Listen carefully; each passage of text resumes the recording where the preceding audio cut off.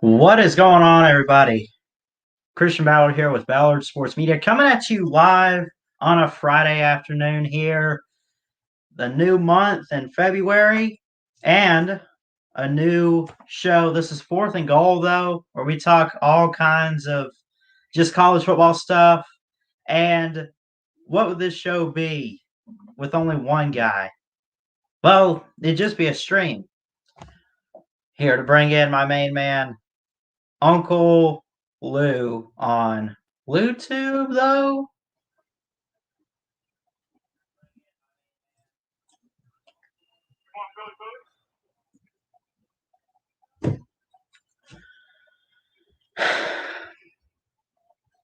Okay. So while we wait for Uncle Lou, this is a new show where we talk college football and everything. Mainly college football. We'll look at, obviously it being the off season. We'll look back at what some teams did this year, what they didn't do, who did what. We'll also look at the Super Bowl a little bit as that's coming up here in a couple days. Super Bowl Sunday with the Buccaneers and the Chiefs, which, by the way, oh God, ladies and gentlemen, special appearance, Mr. Proofer Woofer, Woofer, Luther. Oh my God,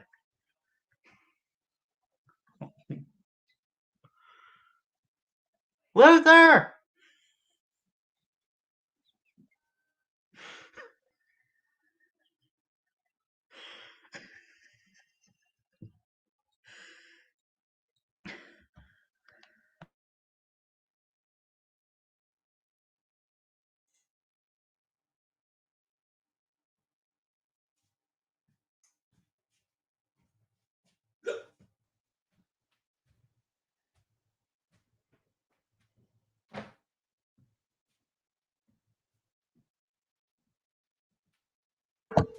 Hey, put the bottle down and go get Uncle Lou.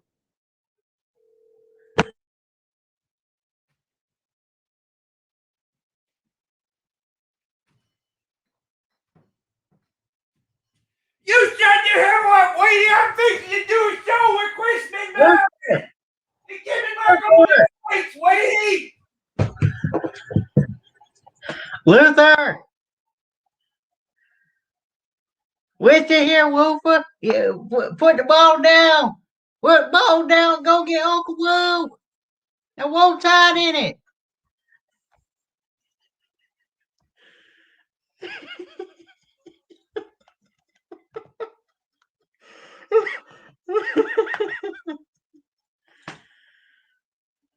Folks, this is a unforeseen appearance by Proofer Luther, and this is not really planned, but we welcome him.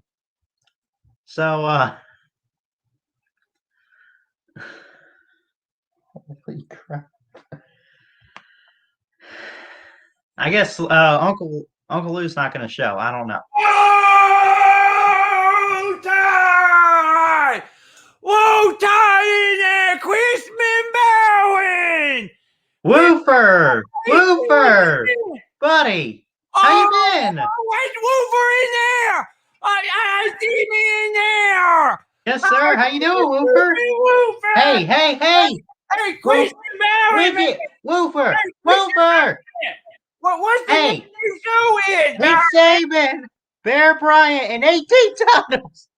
Hey, what's the name of your show, Christian Bowen, man? It's called Fourth and Goal, though. What? Fourth and Goal, though. Linda, I can't hear anything. Oh my God. What? Fourth and Goal, though, Woofer. Now put the bottle down. Fourth and Goal, though, lady. Go get Uncle Lou. Hey, Chris McMahon, man. Yes, Woofer. What are we talking about on the show today? We're talking about the Alabama Roll Tides won the title. And they also did really, really well on signing day this week. Now we'll tie it in that.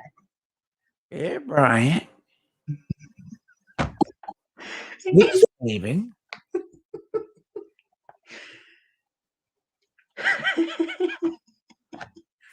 18 titles. 18 titles, Christmas. Roll Tide on that. Christmas Bowen, man. How you doing? I'm doing great, Woofer. You ready to get this show started? You had me on your show? Yes, sir. Christian Bauer, man. Yes, sir.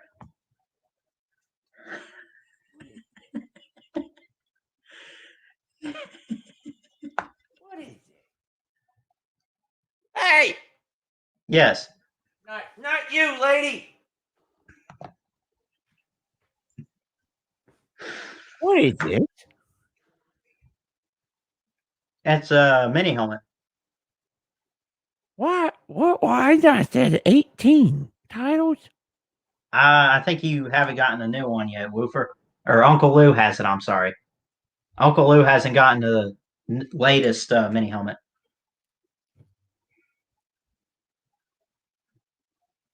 Is that a problem? Woo! Hey, Woo! If you don't get a new Alabama helmet, not improved for Woofer, it's jumping right back in your This is better than I thought, people. This is great.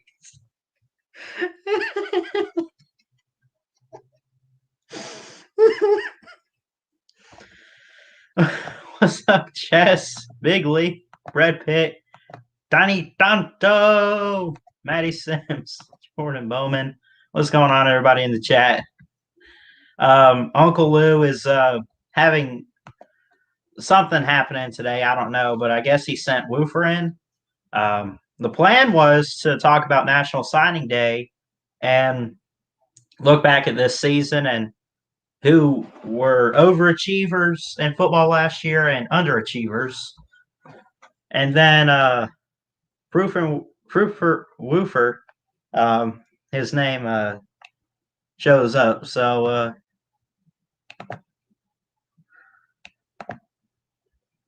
be sure to hit that like and subscribe button. I would appreciate that.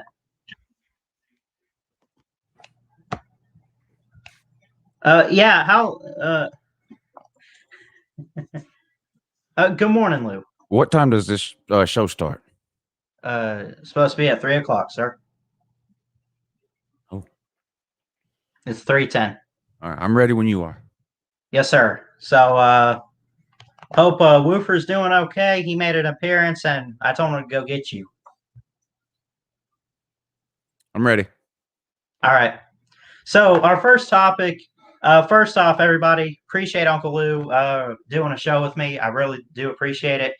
Go subscribe to Uncle Lou if you're not already. If you're not subscribed to him, you're missing out on football. Yeah, but we got two topics we want to cover.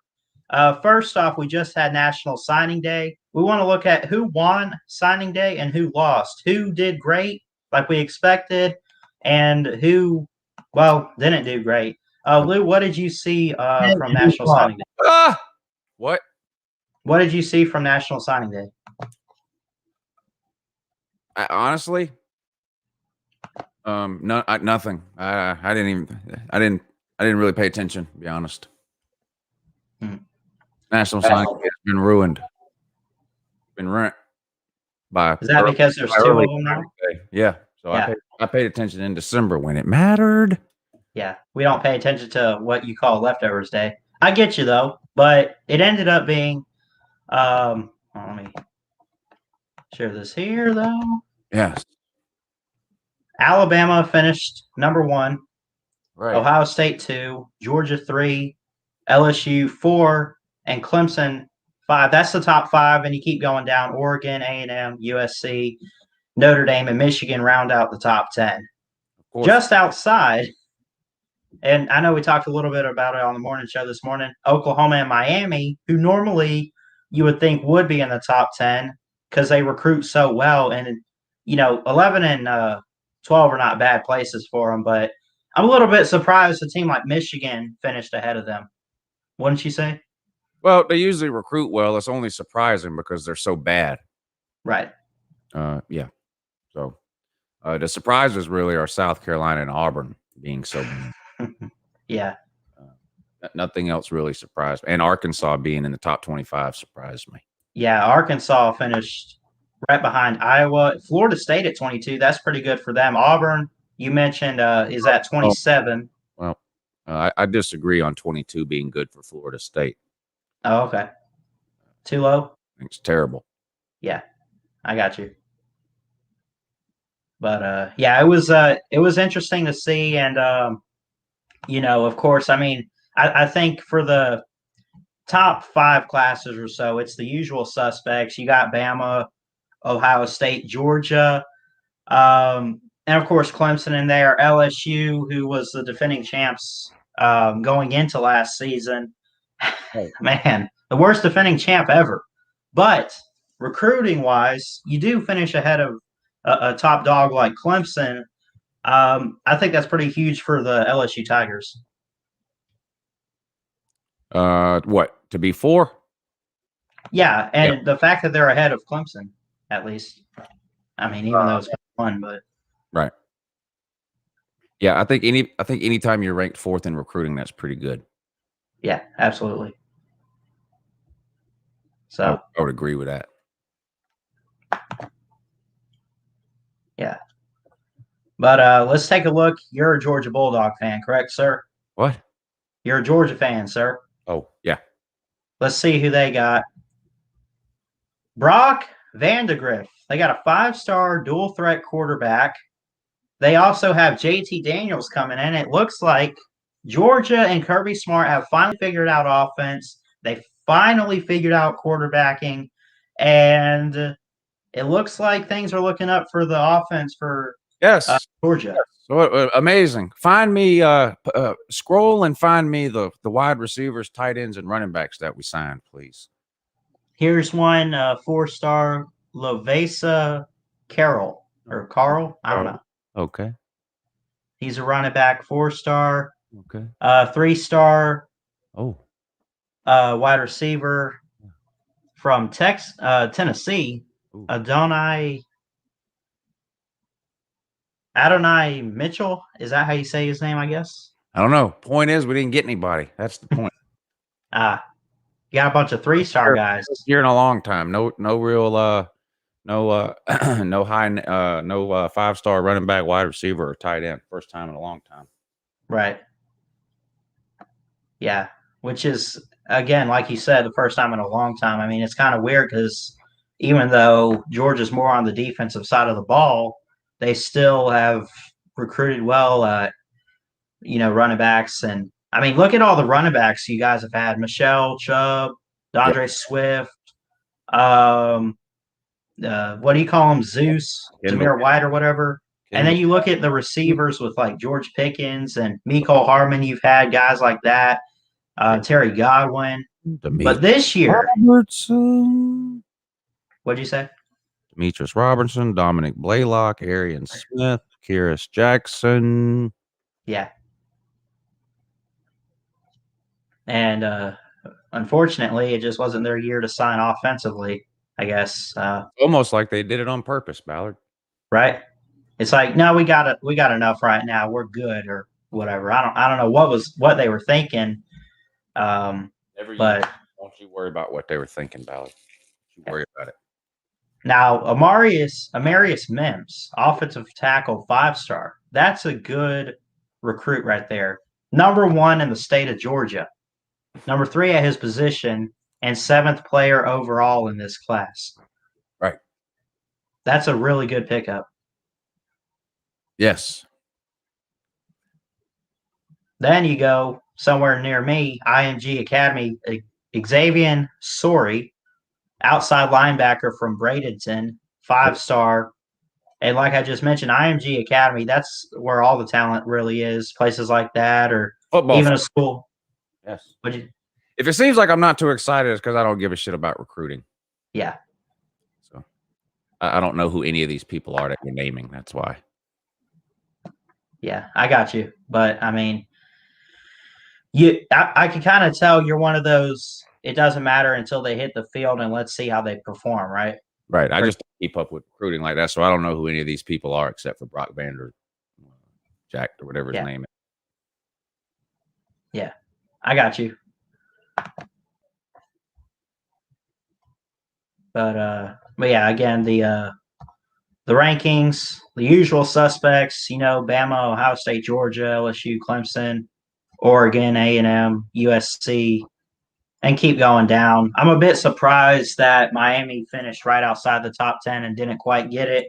I mean, you look at a team like Michigan that is just ahead of them, along with Oklahoma as well. I figured Oklahoma and Miami would probably be ahead of a team like Notre Dame or Michigan, but that just wasn't the case this week.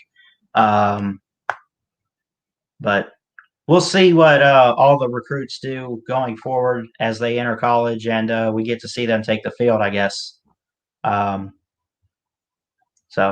anyway, I mean, that's really all I got for that part. But let's look back at this past season, because some teams, obviously, you had the 4 playoff teams. You had Bama, Notre Dame, and Clemson and Ohio State. You had the title with Ohio State and Bama. But some teams, I think, did worse than we expected. Tennessee. And of course, you had teams that did better than we expected. I'd say Bama winning the title is no surprise, really, to anybody. Alabama!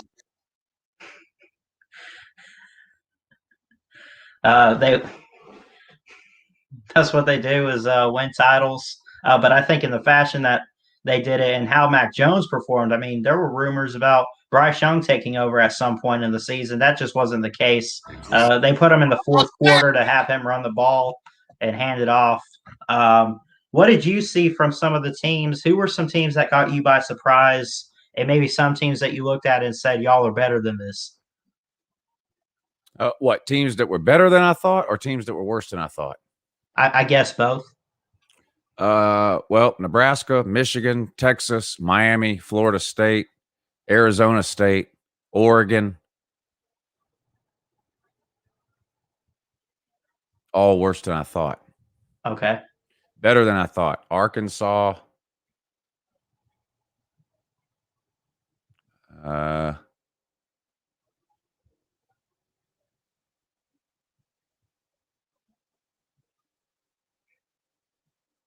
Indiana. Yeah, they came out of nowhere. Iowa State. Yeah.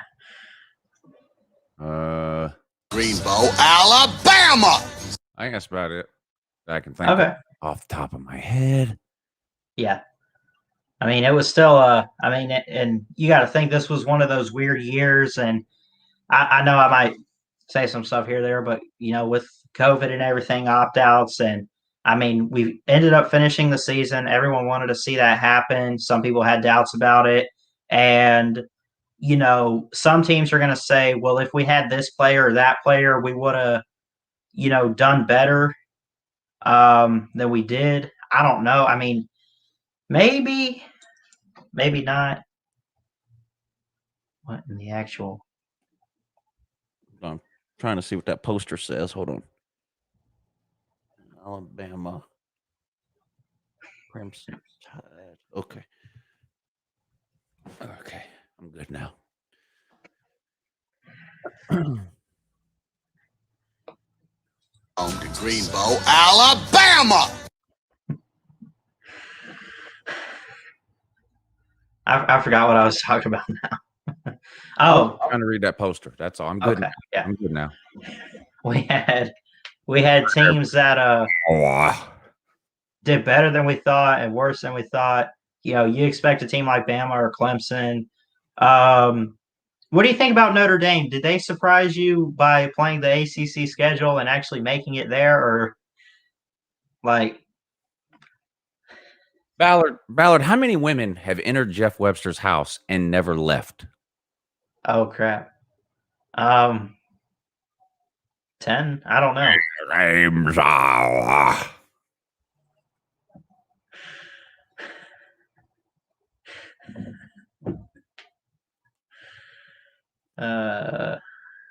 What were you saying now? Just Notre Dame did pretty good in the ACC. I think we expect them to have great talent, but I mean, when they now Clemson fans are going to say, "Well, we didn't have Trevor Lawrence. We had DJ." Still, DJ is supposed to be pretty, good, and he was good. But I mean, he still could have been able to win you guys that game in South Bend. I think. Well, Clemson Clemson fan. lost that game because they didn't have Trevor Lawrence. Clemson lost that game because Travis Etienne was hot doo-doo and Neckroll didn't play. And Clemson is literally retarded, and they've gone out with all this nepotism crap, and they've got idiots on the team like Brent Venables' 2 kids, Kirk Herbstreit's kids. So then when they get injuries to their starters, instead of putting legitimate college football players in the game, they're playing their coaches' kids and their Sunday school teachers, neighbors, cousin, and stuff like this, because I don't know why. It's ridiculous. Nepotism has no place anywhere, really. Nepotism kills everything it touches. Yeah. But anyway, yabba dabbo dabbo. The guy doesn't know what he's doing. I'll tell you. Yeah. You find that out here pretty soon too. Yeah, and he's done a great job at Clemson, but I don't know what the heck happened in his brain this year, though. I mean, it just I don't know. It wasn't even just the fact that they lost the game. Lost. I mean, Ukulele had 450 yards or whatever the hell. That's not why they lost. They lost because Travis Etienne sucked in that game, period. First of all, he sucked all game. That's number one. I think he had 26 yards rushing. That's pathetic. That's pitiful. Clemson, for him. Probably the Tater Man's probably sitting around going, thank God he's gone. And then at the end of the game, you're talking about this guy's a senior. There's Travis Etienne. And then at the end of the game, the Tater gets the ball. All they got to do is get a first down. The game is over. Or in worst case scenario, if you can't get a first down, just don't go out of bounds. Don't go out of bounds. And what does Travis Etienne do, Ballard? Go out of bounds. Goes out of bounds. Idiot move. Idiot move. Stops the clock. Rudy gets the ball back, goes down the field, scores, overtime. Blah, blah, blah. Notre Dame wins. Tater Man crying. No big deal, they say. But hey, it is what I don't know what it's like to lose to Notre Dame. How would I? How would I? I don't know. So I don't know what the Tater Man. As far as the emotions of the Tater Man after that, I don't know. I have no idea. I would have no way of knowing, Ballard. None at all. Hell, guess what else I don't know nothing about? Losing Clemson? How it feels to lose to Ohio State? No clue. Oh. Got no idea. None. Get the Tater Man on here. I know. Don't ask me. I don't know. How would I know, Ballard? How would I know? How would I know? How would I know? I would have no way of knowing. I don't know how it feels to lose to Ohio State or Notre Dame. I forgot what it feels like. I forgot. I forgot what it feels like to lose to Tennessee. Ooh. I forgot how it feels to lose to Tennessee. I forgot they had a team. Right? They might not. Wait, they still have one? I don't know. They got 26 people in the portal.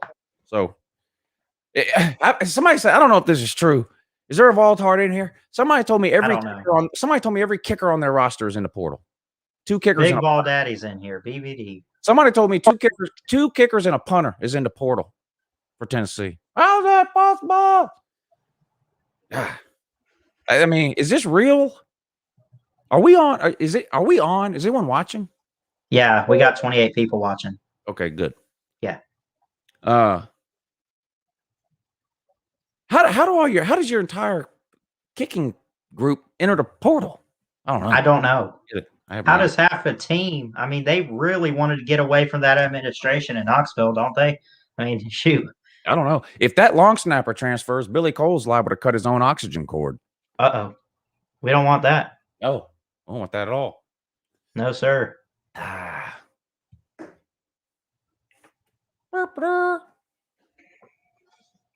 What's the name of this show? 4th and Goal, though. 4th and Goal, though? Yes. All right.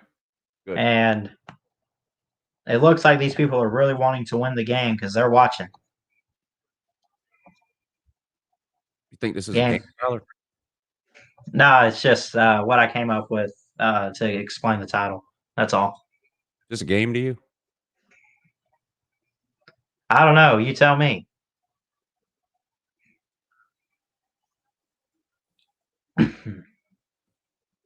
Are we winning? Yeah, I think so. Yeah. Fucking A, dude. Thank you.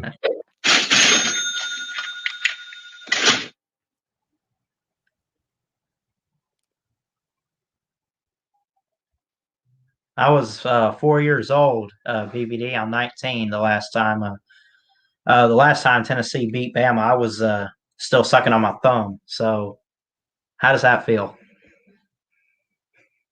Do you think it's still a rivalry? Even though, I mean, Bama's won like 15 straight, right? I mean, a rivalry is anything a fan thinks it is. right. You know, if a Tennessee fan thinks Alabama is a rivalry, it's a rivalry. If Alabama, Right. you know, I mean, different people might have different opinions, but you know, Fine bomb. what? I said fine bomb. Oh, Paul Fanebaum. Yeah. Mm-hmm. Yeah. I like, yeah. Old Paul, old Pale Phone Bam. What is this? Oh, I don't need that. Finished up my taxes today, Ballard. Uh-oh. Yeah. That's never good. No, but it was less bad than I thought. Yeah. If something is less bad, if you have an idea in your head of how bad something's going to be, right? Like, you know, it's going to be bad, no doubt. It's going to be bad, but it ends up being less bad than you thought, but still bad. Is that good? Mm-hmm. It is. Well, hold on. You said if something is like, you know, something's coming, whatever, right.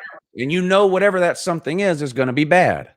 But it's not as bad as you think. So you have this idea in your head of how bad it's going to be. If it ends up being less bad than that, but still bad, just less bad than what you thought, is that good?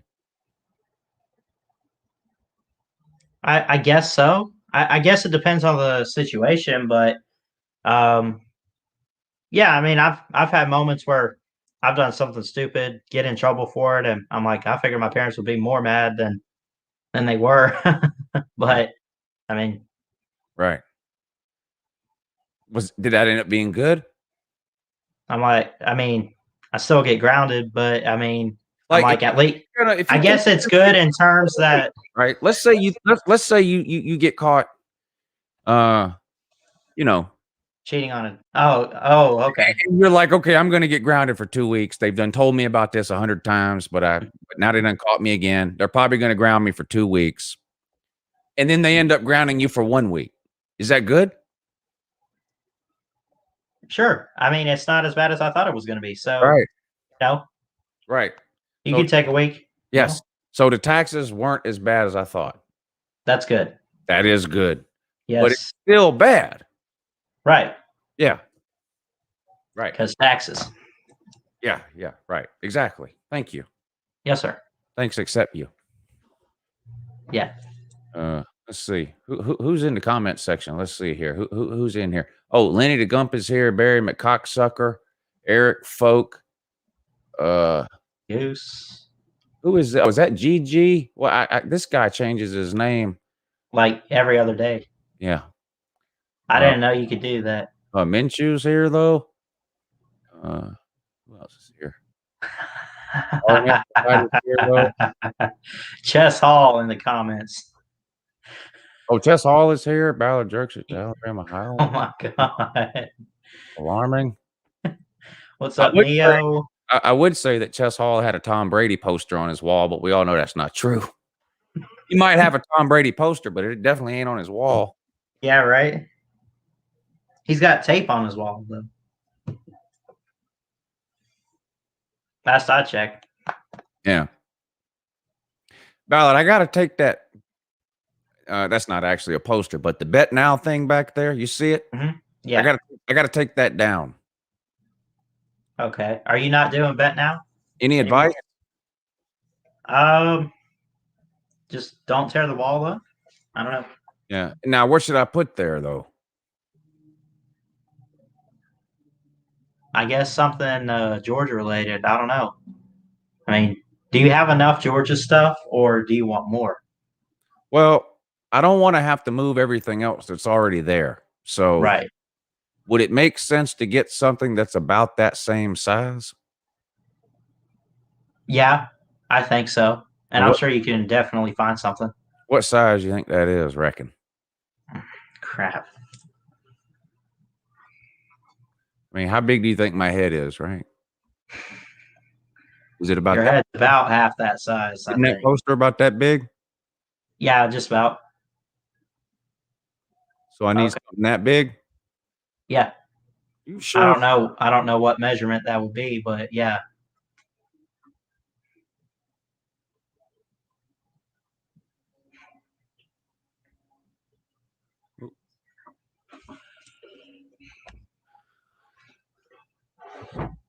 Time travelers here. Joseph Sandberg says 11 by 17-ish. Is that true?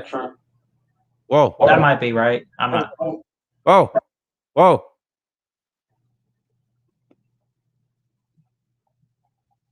Chess Hall says put a picture of a tater. Put a picture of a potato. Not the worst idea I've ever heard. right.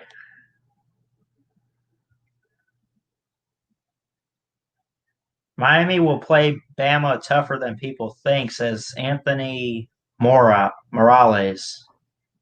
Hope I'm not butchering the name, but what do you think about that? Miami going to give Bama a tough challenge week 1, or you think they're just going to straight up blow them out? This doesn't have anything to do with my opinion of Miami, but just look at Alabama week 1 games. It doesn't matter. I mean, yeah, Southern history. Cal, you would know better than me, but like there's been a few games Alabama has had week 1 where people went, maybe that game will be interesting, and it's a 40-point game every time. I remember. I mean, I didn't have that about like Duke or Louisville, but we've played like USC, Florida State. We beat USC, I think 42-6 or 52-6 actually. Something like that. I mean, it happens every time. I mean, every few years y'all schedule a big game or whatever to kick things off, and always have some people go, oh, well, maybe if Southern Cal can do this, or whatever team can do this and slow it down, and if they can keep it close in the second half, and all this kind of, you spend 8 months and then Bama wins by 40 points. Right. Does that mean that's gonna happen with Miami? No, but it could, and I don't think that means Miami is a terrible team either. I mean, right. I mean, it's going to be the best team. I don't know. Does Miami play Clemson or North Carolina in the regular season? I'm not sure. Alabama's going to be their toughest game unless they play Clemson. That's pretty even. And then unless North Carolina's on the schedule, I'm sure the rest of their schedule is hot doo-doo. Yeah. Well, I mean, I would say, Miami, they had an okay year last year, right? But compare them right now to a team like Florida State or Louisville. For Miami, they had a great year. Oh, yeah. For Miami. Yeah, for Miami, they had a great year. Yeah. Yeah. 8-2. Also, I mean, when they 8-2, or they lost the bowl game, so they ended up with 3 losses. I mean, that's not bad. That's good though. Yeah, I mean, how many 3-loss seasons or better does Miami have in the last 15 years? 2, maybe, counting last year. Great year. Yeah, great year for the Miami man. Mm-hmm. Yeah. Mm-hmm.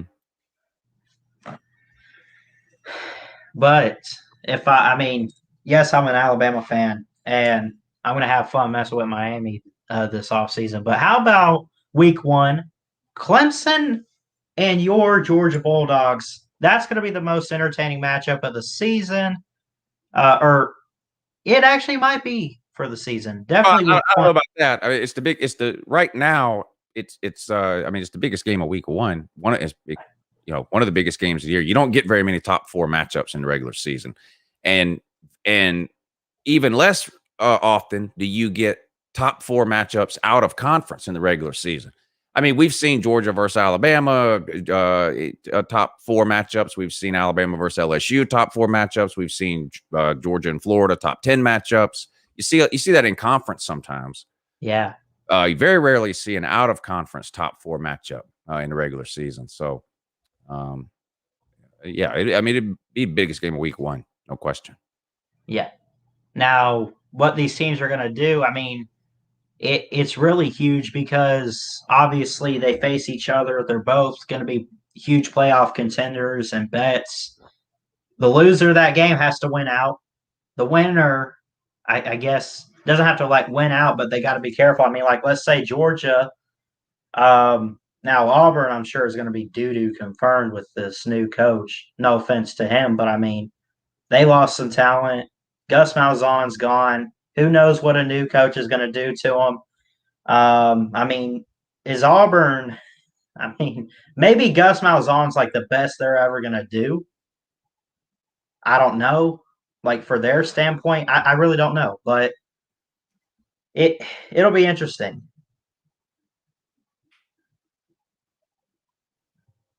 I mean,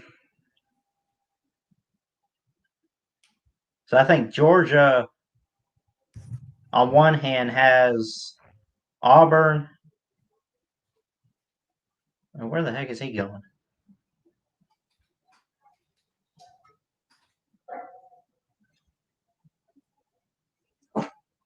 What the?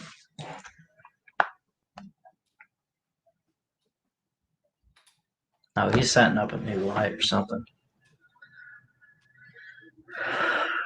Check this out, people.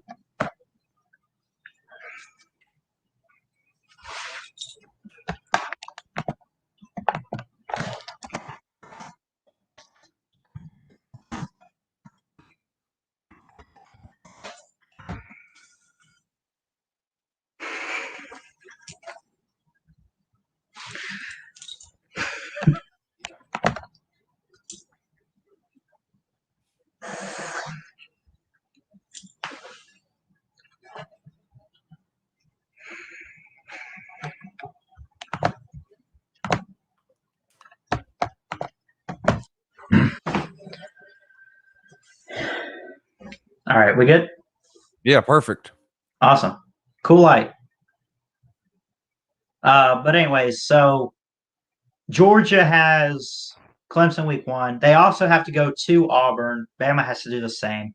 But how does Auburn look? They fared pretty, evenly, or I don't know if I want to say evenly, but it's it's been interesting when teams go to Jordan Hare. They didn't beat Georgia in 2019, but they did win the Iron Bowl. They beat us both in 17, 13. It's not an easy place to go, but you got to think that was Gus Malzahn. How does Brian Harsin handle it being the new coach now? Not very well would be my guess. Yeah. I mean, they brought in this guy was at Boise State. And what are they, the MAC or whatever the heck? That's not the SEC. Well, and what all he really did was keep Boise State at basically the same level they were at. It's not like what did he do there? Nothing. Right. Won a couple games or whatever. His record, I was making a video on the hire and everything, and I said it was decent for what he did. And I said he hasn't faced Bama, Georgia, teams like like that, or LSU or whoever it might be. He just hasn't played that kind of competition in the SEC. So how is he gonna is he gonna bring this mindset that he had at Boise State and put it in at Auburn and have success? I really don't think so. No, not with that mindset. And define success at Auburn. Beating Alabama. Okay, at least Malzahn did that. He's gone. Yeah. So competing for the West, like consistently doing it. Yeah, well, that's the problem. Nobody has done that at Auburn in 30 years. Right. Auburn hasn't had back-to-back 10-win seasons since 1988. Right. There's nothing consistent. The only thing consistent about Auburn is that they're inconsistent. They're consistently inconsistent. Right. And they haven't won a title since Cam Newton in 2010? Yeah, and they were. And terrible. They got two. They were terrible in 2009, and they were terrible in 2011. Now, it's so congrats on the title in 2010. That's amazing. I had a great team in 2010, right. But Auburn is not the type of team that's going to put together a 5, 6, 7, 8 year run. I mean, when have they ever done that? Right. They're not Alabama. They games, they're not and, Clemson. Whippity do. They get boat raced by Georgia in Atlanta. Lose. Can you imagine, Ballard? They lost to a Group of 5 team in a New Year's Six bowl. I don't know. I mean, again, UCF. I can't relate.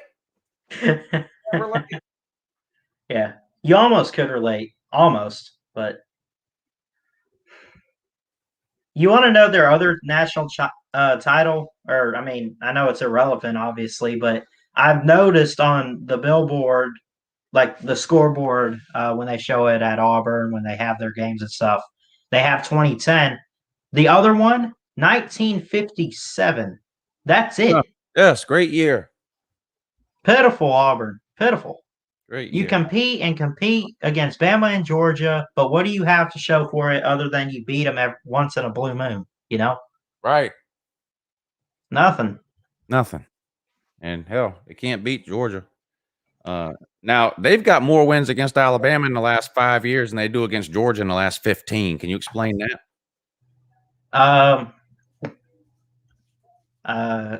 It's just a competitive rivalry. I don't know. I got you. That competitive. I don't know. Not trash talking. I legitimately didn't know the answer. Yeah. Bad kicking game for Bama. How about that? Does that explain anything to you, sir? I mean, yeah, explains a lot, actually. Yeah. What do you make of Sarkisian with Texas for next year? Is he going to bring him back? I mean, it won't be in 1 year, but you think he'll be on his way? Back to what? Back to whatever they're trying to say they're back.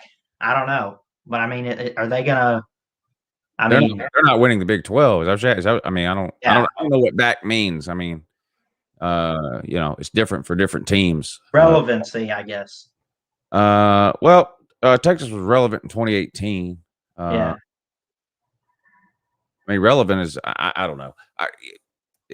That's a generic question. Back to what? Relevant compared to what? I mean, they're not winning the Big 12 this year, and they're probably not winning it the year after either. So, if being back means winning the Big 12, then no, they're not going to be back this year or next year. Yeah, I would agree. I mean, I love the Sarkisian hire. Obviously, I mean, he fits right in because they don't have defense in the Big 12. They haven't had that in decades, But, right. I mean, it's Tom Herman, I think, was probably not the right guy for the job. And it was after they beat Georgia and Sam Ehlinger stood up there, we're back. What did they go, like 6-6 or 7-5 or something like that? They have had decline. Instead of trying to get better and trying to make the playoffs and everything, they end up losing more games, taking a step back, and not making it to the Big 12 title game. Instead, you got other teams like Baylor or whoever stepping ahead of them. Baylor. Right. Yeah. I mean, I don't know what to make of it. I mean, obviously a good hire, but it's, it's going to take a while, I think. A couple good recruiting classes, probably more than that, for Steve Sarkisian to get this Longhorn team up and running. Probably. Home to Greenbow, Alabama. Yes, Alabama. Yes, get that.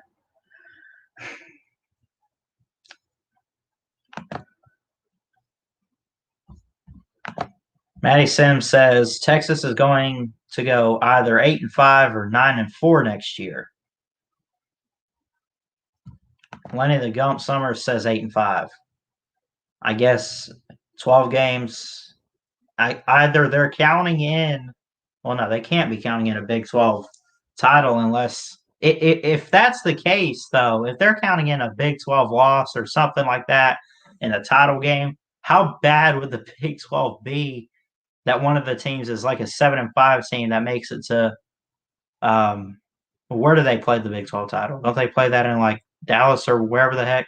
I think it's Dallas, but the ACC has that almost every year. Yeah, that's fair. A 7 or 8 win team. that gets monkey drugged by Clemson in the ACC title game. Last year was the exception, of course, because they had Notre Dame in there. Yeah. But that was just a one-time deal there. Yeah, which was pathetic in my opinion. Notre Dame can't be bothered with what is this? How in the hell? Oh, Notre Dame can't be bothered with being in a conference on a regular basis like that. They can't be bothered. Right. Yeah, they literally, and I said this preseason, I said I encourage them to join a conference, but if you're going to join, stay in a conference, because we'll join a conference because it's conference only and we have to. That's ridiculous and pitiful. I mean, one foot in, one foot out. It really is. Yeah. And now, a couple weeks ago, like right after the championship, they announced that they were going back to independent. And is this a surprise to anybody? Not really. No. We expect that because Notre Dame. No. Not a surprise to me. It wasn't a surprise to you either, was it? No, not at all. I expected this. Yeah. That's just how Notre Dame is. I didn't figure it was much of a surprise.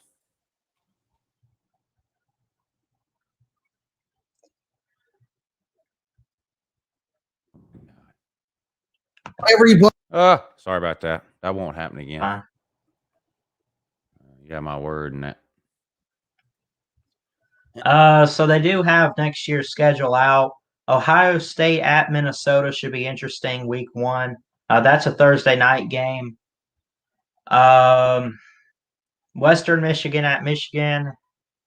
We're not here to pick these, but just to kind of look at it, you got a Sunday night matchup with Notre Dame at Florida State. If Florida State beats Notre Dame week 1, either Notre Dame is going to really suck, or maybe we need to look out for Florida State. I'll take that first option, though. But what will be interesting, Lou, is in Atlanta, Monday, September 6th, Ole Miss against Louisville to open the season. That is interesting, isn't it? Yeah, Lane Kiffin and Scott Satterfield, 2 very young coaches, and it's SEC and ACC. I'd say those teams are on the same level in terms of records. I mean, you got maybe a 5-win versus maybe somewhat of a 7-win type of team on average. Would you probably agree with that? I'm gonna say yes. Is that right? You are correct. Chess Hall says, drop the link, Ballard. Bring guests in, man. No trolls. You want to drop the link and let people on here? No. Okay. Lou says no, Chess. Suck it up. What time is it? 10 minutes. You can let the trolls in. All right, cool. We'll let you in at 4, Chess. So, what you think about the Super Bowl with Kansas City and Tampa Bay this Sunday? I know I've asked you a couple times, but just for show purposes. I didn't hear that question. I was in the process of setting up a child predator sting. What did you say? What do you think about the Chiefs and the Buccaneers? Oh, I got the Chiefs in that. Do you give the Bucks any chance? What? You give the Bucks much of a chance? I mean, we're talking Tom Brady here. Oh yeah, I give them a chance. I'm hoping for a good game, but I don't know. I've been high on the Chiefs all year. I'm going to stick with that. I think it's amazing to me that the Bucks even made it, and it is hard to pick against Tom Brady in the postseason. But I'm going to stick with what I mean, I'm not going to change now, so I'm just going to go with Chiefs. I don't care enough about the NFL, so if I'm wrong and people want to troll me, have fun. Watering it back. I really don't care, but I'm sticking with the Chiefs, though. Well, I've been paying attention this week to the injury reports for these teams, and they just released today that Antonio Brown and Cameron Brate, 2 key guys on the receiving corps for the Buccaneers, are questionable for this game. And they also placed for the Chiefs today Demarcus Robinson, a wide receiver, and Sammy Watkins. Robinson is out. Watkins questionable. I don't know exactly what is the injury situation as far as like who hurt what, but let's see. They still have Tyreek Hill. I'm sorry. They still have Tyreek Hill. Yeah, I think Tyreek Hill is set to play as far as I'm concerned. And Travis Kelce. Yes. And Miko Hardman. Hardman is still good. Yes. Pat Mahomes. He's good. Okay. Brady's good for the Bucks. Ronald Jones, Mike Evans, Chris Godwin. Ballard. Yes. Who's running back you? That's a debate. Bama's had some good running backs. Georgia, in recent years, I would say. I mean, look at Chaba Michelle, DeAndre Swift, Zamir White. Why does LSU have 3 running backs in the Super Bowl? Oh, that is true. They have Fournette. They got Edwards-Helaire. And I guess Le'Veon Bell went to Michigan State. Who's the third guy they have? I don't know. Ronald Jones was USC.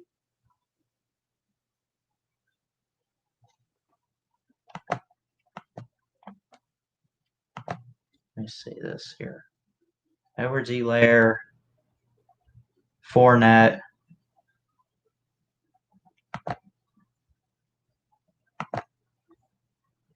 Man. Is Clown Edwards-Helaire any good?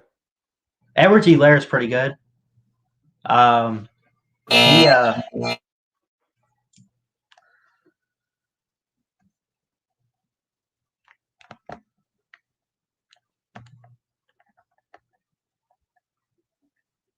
they do have 3. Because there's a guy named Darrell Williams. Of course. For Kansas City. He went to LSU. Doesn't mean he's going to play, but I mean, obviously, if you have everybody there at the stadium, you know. So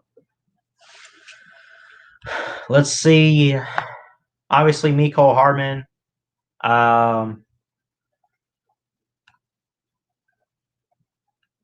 You also have. So you want to see who else is from Georgia that's on Kansas City? I think just Mecole Hardman. Nope. They got DeAndre Baker on the defense. I thought he was with the Giants. He's hurt. Well, he was. They let him go when he got arrested. Oh, okay. Well, he's hurt. The Buccaneers. Charges were dropped. Type on that, trolls. Ballard. Yes, sir. How did I do? You did really, really well, sir. Thank you. Yes. Am I going to be allowed to come on again? Yeah, absolutely. Breaking news. The Buccaneers do not have any Georgia players on their team.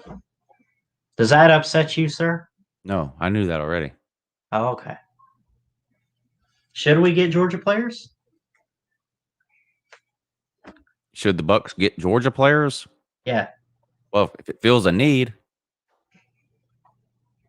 I don't think the NFL is in the business of specifically drafting players from any team. Do you? No, sir. You think there's any NFL team that targets players from a certain team? No, they target a certain talent. Like, for example, the Jaguars, they're looking at Trevor Lawrence. It doesn't matter where he went. They take him even if he went to a school like Purdue or whatever. Right. You know? They have to. Right.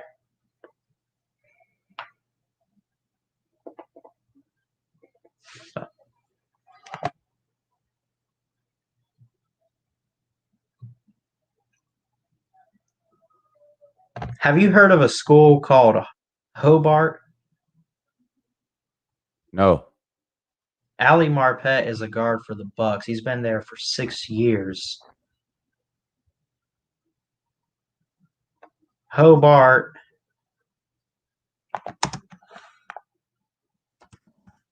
I've heard of a big fat guy that says Hodor over and over again. Hodor, Hodor, Hodor, Hodor. Hobart and William Smith. Hodor.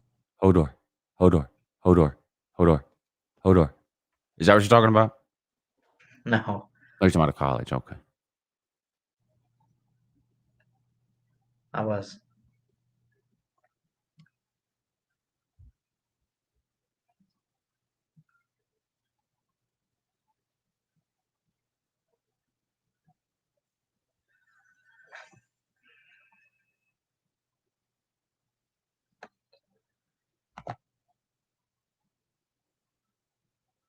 Hodor.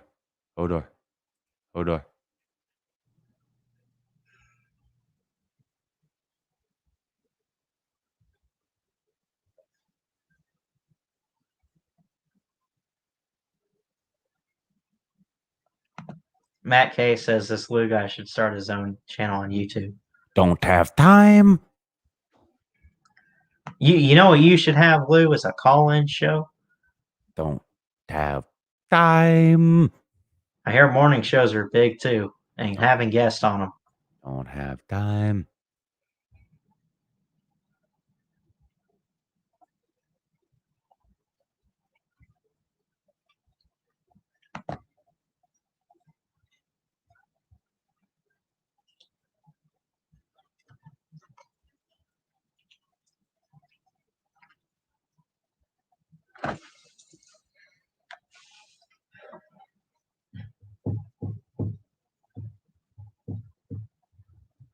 Looking at statistics here, the Bucks on average have only allowed 94 yards rushing.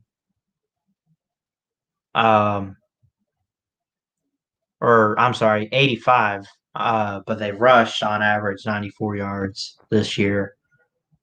So they're not so good. I mean, but then again, you got to think Tom Brady just throws it so much. But obviously, stopping the run game of Kansas City will be huge for them in this game. But then again, you got, freaking Yoch. I'm sorry.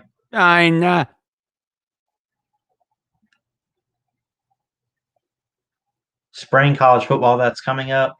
RMF Tide. It's a bunch of nobody teams. It's football. I'll watch it, but nothing really important. It's really FCS.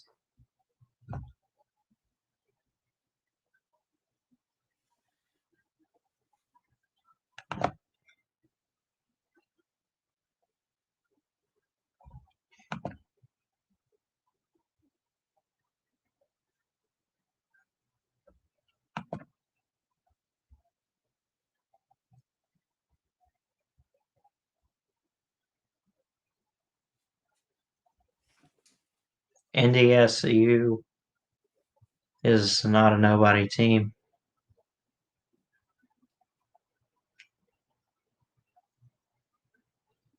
What's up, Jesse J? Says, where the heck are we going to have Slav Olympics? I think it's in Atlanta, Georgia, though.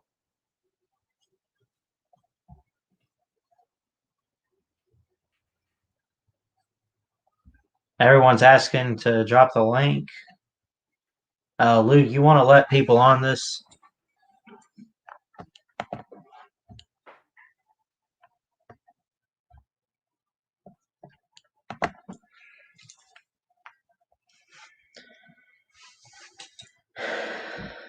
I didn't realize I'd be working with a clown. Our show is Saturdays at 9 p.m. Eastern Time, Chess Hall, and it'll be on my channel this week. So stay tuned for the Unprofessional Sports Show tomorrow night. Definitely going to be 10 times better. I promise you that.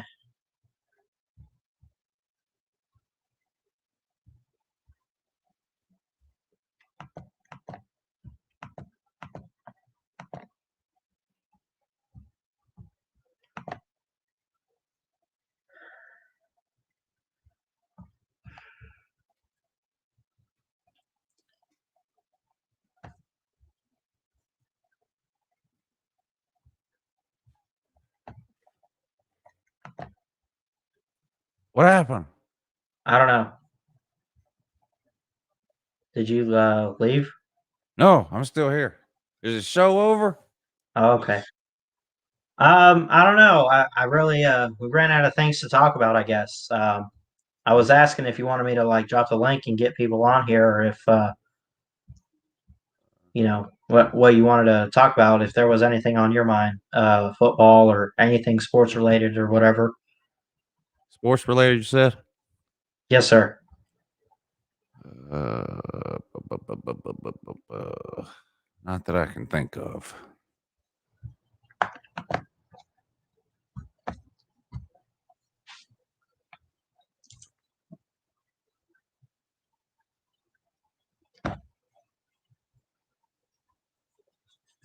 Is that a Trump flag behind you, sir? Yes. Is that okay? Nice. Yes.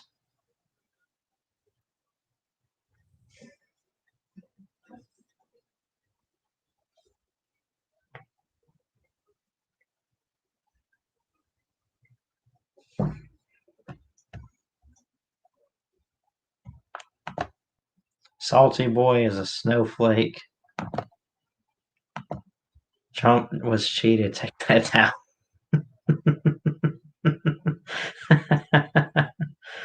Oh crap. Or what? I don't know. I reckon what you gonna do about it? Striker Sports says drop the link. Should we get people on here? I'm a little irritated with people disrespecting my decorations. Now I know how you feel, Ballard. Yeah. This is very disrespectful. Work so hard to put something on your wall, and all they have to say is take that down. After the trouble you went through to put those flags and everything up on your wall, sir. I know. You know how hard it was to get that on there? It's a darn shame. It really is.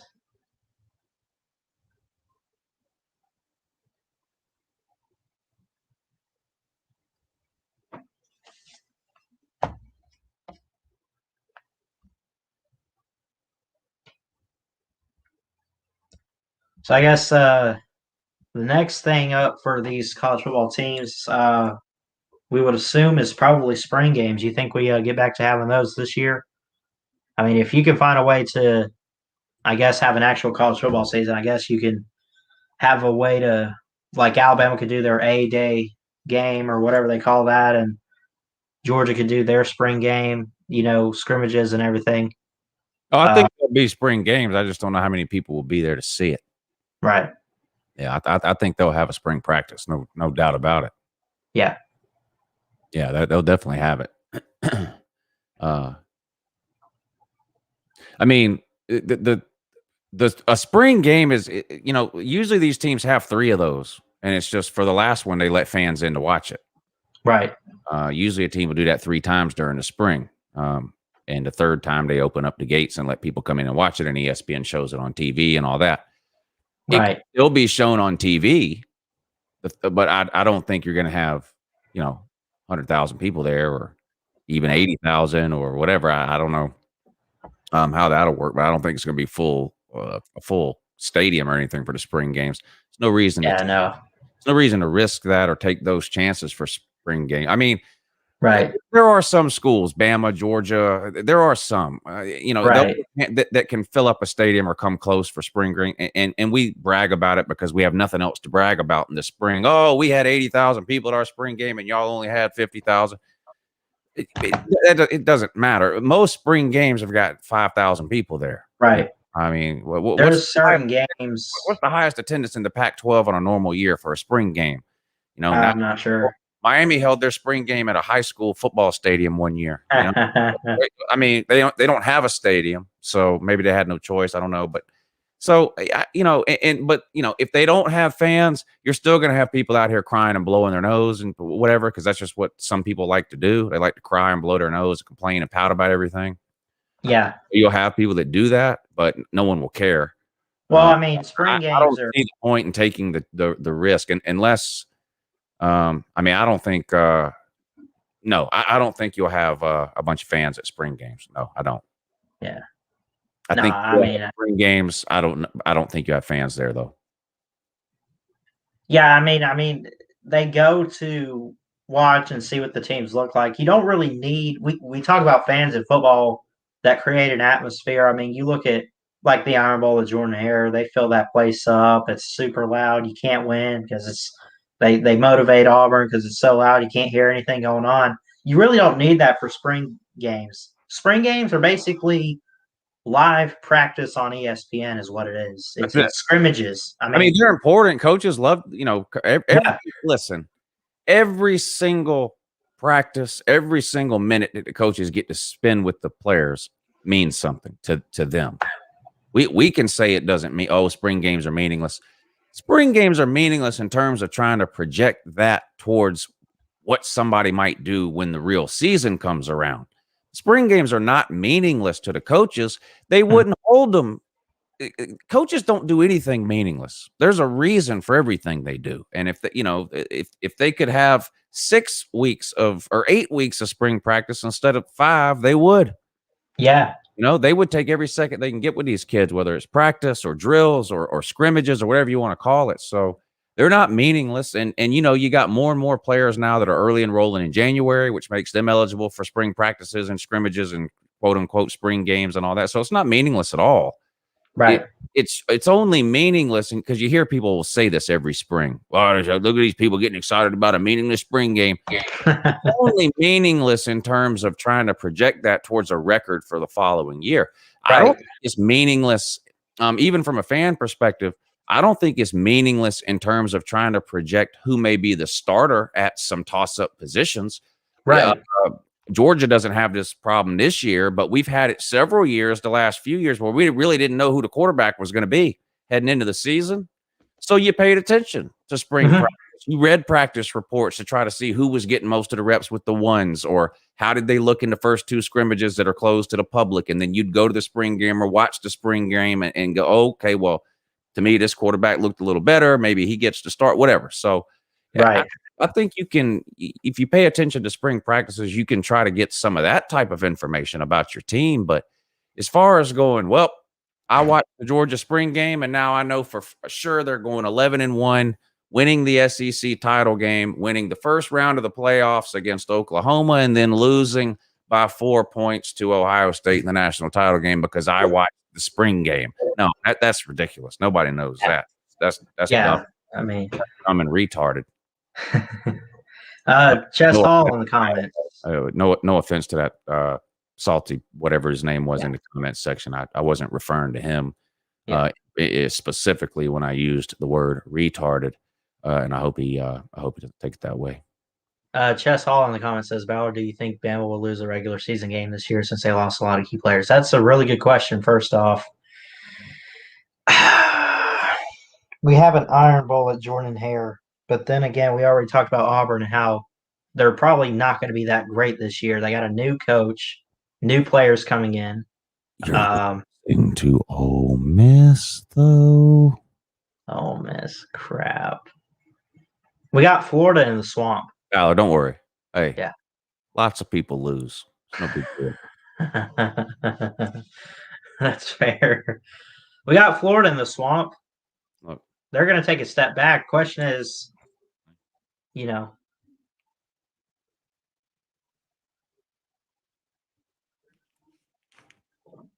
guess the question is how much of a step back are we going to see Florida take?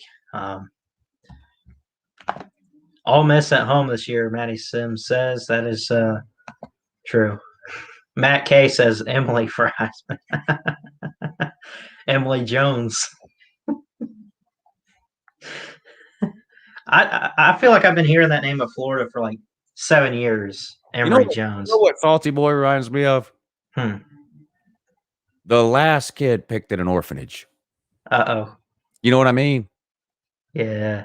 You know how when dogs have babies and it's called a litter? Yeah. You know what the runt of the litter is? It's like the smallest of the small. Yeah, the smallest one, and they get stuck sucking on hind tit from the mama, and so they're just malnourished, and so when you go to give the puppies away, they're the last one to get picked. I don't think he's a puppy. I think he's a human being, but I think he was the last kid to get picked at whatever orphanage he was raised in. He just Yeah. I don't know. That's just the feeling I get from trying to read his comments. Chess Hall wants to come on the show. Is that okay with you, sir? It's not my show. I'm not. I'm just here until I don't want to be here anymore. I don't have anything. I'm not in charge of this show. I'm not. I don't plan this show. Yes, sir. I just just wind me up and tell me when to go. That's all. So as far as I'm concerned, I fulfill my obligations. So, So. Well, I got the link there for you, Chess. Yeah, Chess Ballard. Chess Ballard. Christian Hall. Chess Ballard. TikTok Sports Media. Remember that? TikTok Sports Media. Yeah. What's up, Golden Blue dude? How you been, man? Pretty good, bud. How you been? I've been great. Hey, the thing with Alabama, this is the question that I have for you. How can Alabama, and I'm not saying like a massive off the cliff step backwards, but with all that they've lost, how do they not take a slight step backwards? Because as great as Alabama is, they don't win the national championship every year. Maybe every other year, but not every year.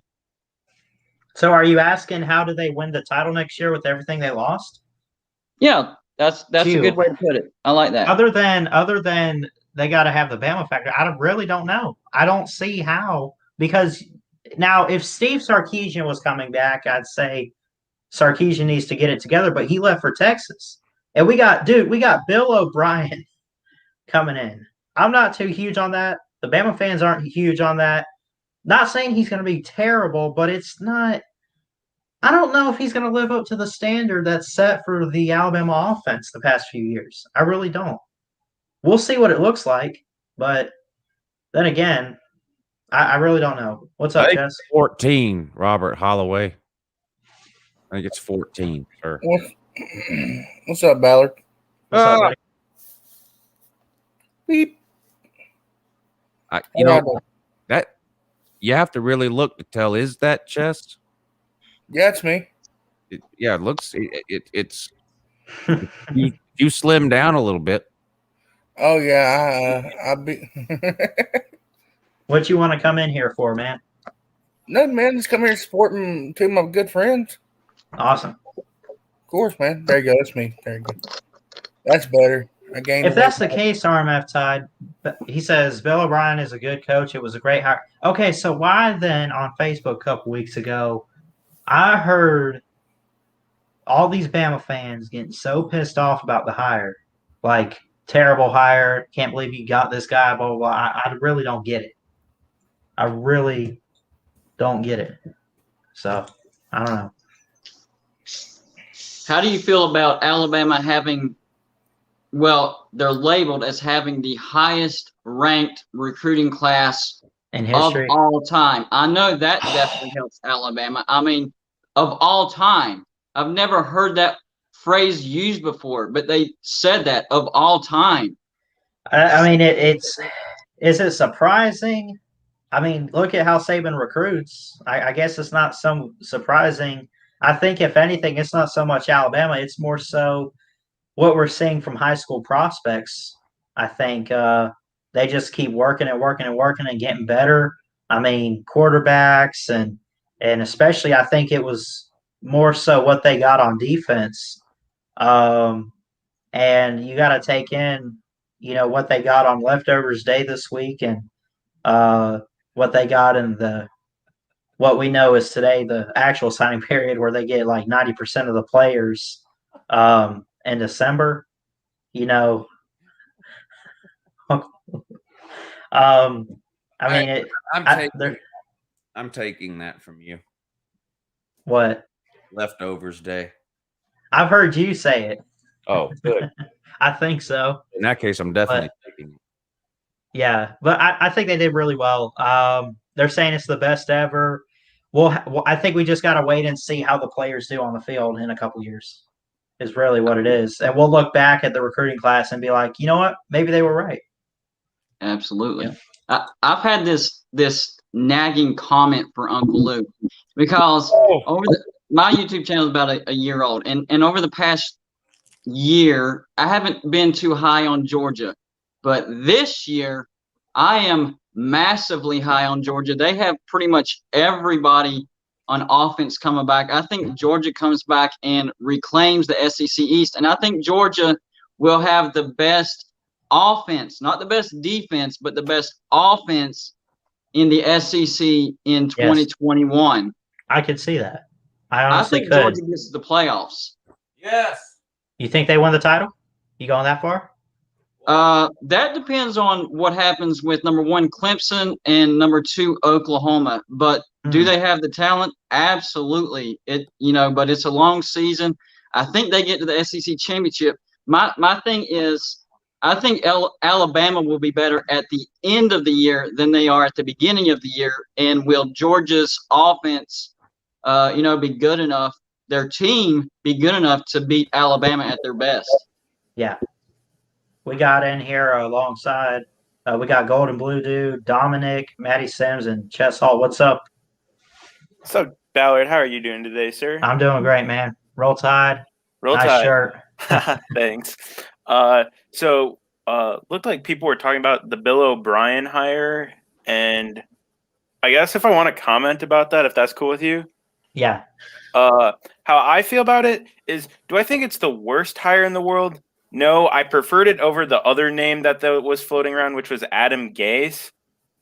But in turn, I would have really liked us to have maybe looked at someone who's a bit more creative in terms of X's and O's, and making sure, someone who's good at X's and O's, like Sark was and like Lane Kiffin was. Ballard, did your porta potty just blow up? What was that? Holy have to leave. Bro. I don't know what it was, but dude. Hello, sir. I'm glad I don't have smell-o-vision. Hey, sir. What happened? Did I miss something? What's going on? Turn that back on, please. I don't know, man. This is the first. I've never seen this. I don't know. I do not know what's going on here. But what's up, Lou? How you doing, buddy? Yeah. Good morning. Can you turn the camera back on so we can see what we're working with here? Oh my goodness. Ballard, get your camera back on, bud. We want to see, man. There he is. Ballard. Oh, jeez. Oh, good grief. Hey. What is going on? Hello. Hello. Good morning. I hung up. Ballard, you got Jordan Bowman, a tater that wants to come in here backstage, I'm pretty sure. Yeah. Man, what are we calling this show now? Hey, Dominic. Can you come back on? What's up, Lou? I literally just got back on. We want to get you some sleeves, buddy.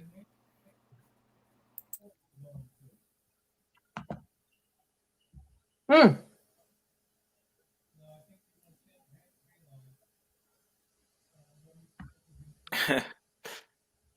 my gosh. We got a sacrifice here. We got 2 other people waiting here, though. Oh my gosh. I can drop off. It's cool. I should probably get out of here too. You're the co-host.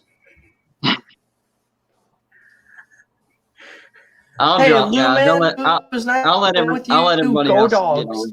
Y'all have a good show. Go Dogs, Dominic. Right, thank you. Is that Dominic that said that? Yeah, I think so. Yeah, What's up, go Jordan? Dogs. Hey, what's good, Ballard? Yeah, I sir. said go Dogs. Go Dogs. Roll Tide. Roll Tide. I'm working on my lighting. New Tigers in there. Yeah, you got that right. Hey, Ballard. What? Everybody. Yeah. I just wanted to join for a few minutes, say hey, and y'all, you're doing a good job on the show, man. Thank you. Can't wait for Saturday night. Appreciate it, man. Thanks for letting me on. Love you, buddy. I'll text you later, bud. All right, cool, man. See ya. All right, see you, Lou. Bye, buddy. See, man. Later, Chess. Glitter Gator. Oh God.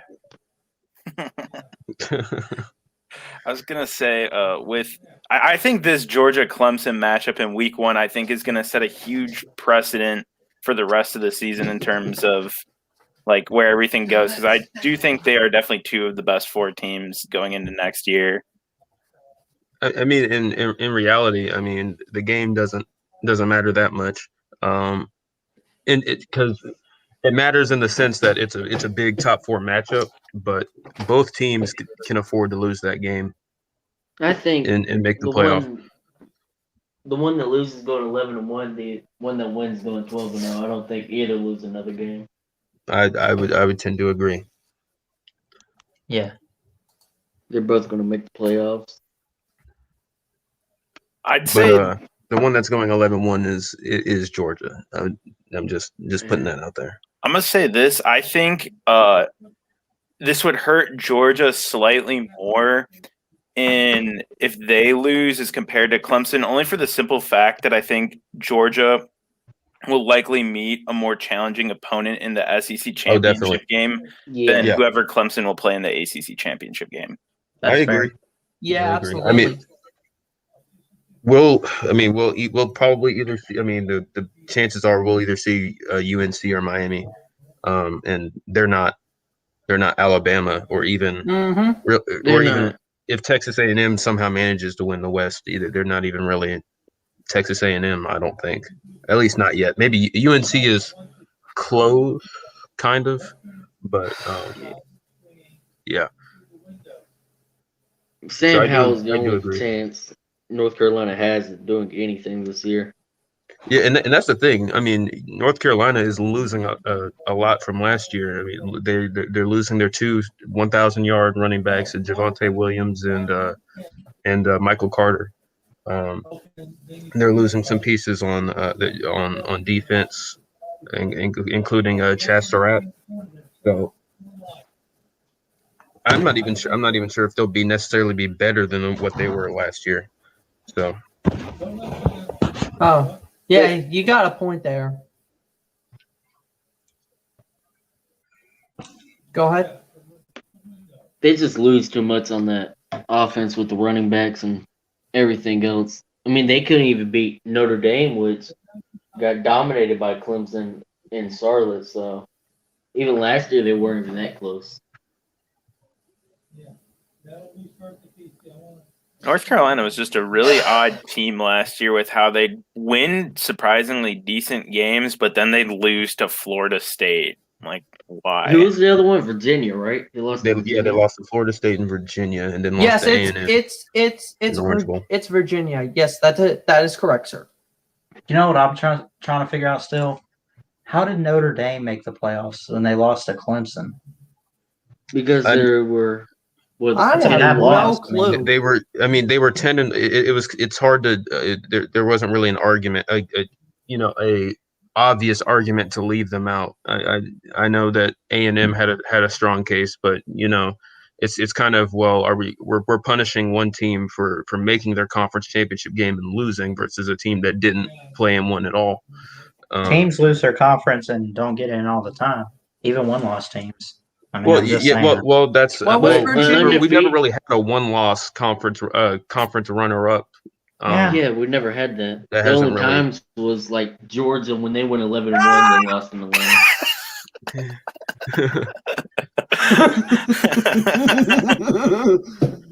Oh man. Anyway, what was Virginia's final record last year in the college football season last year?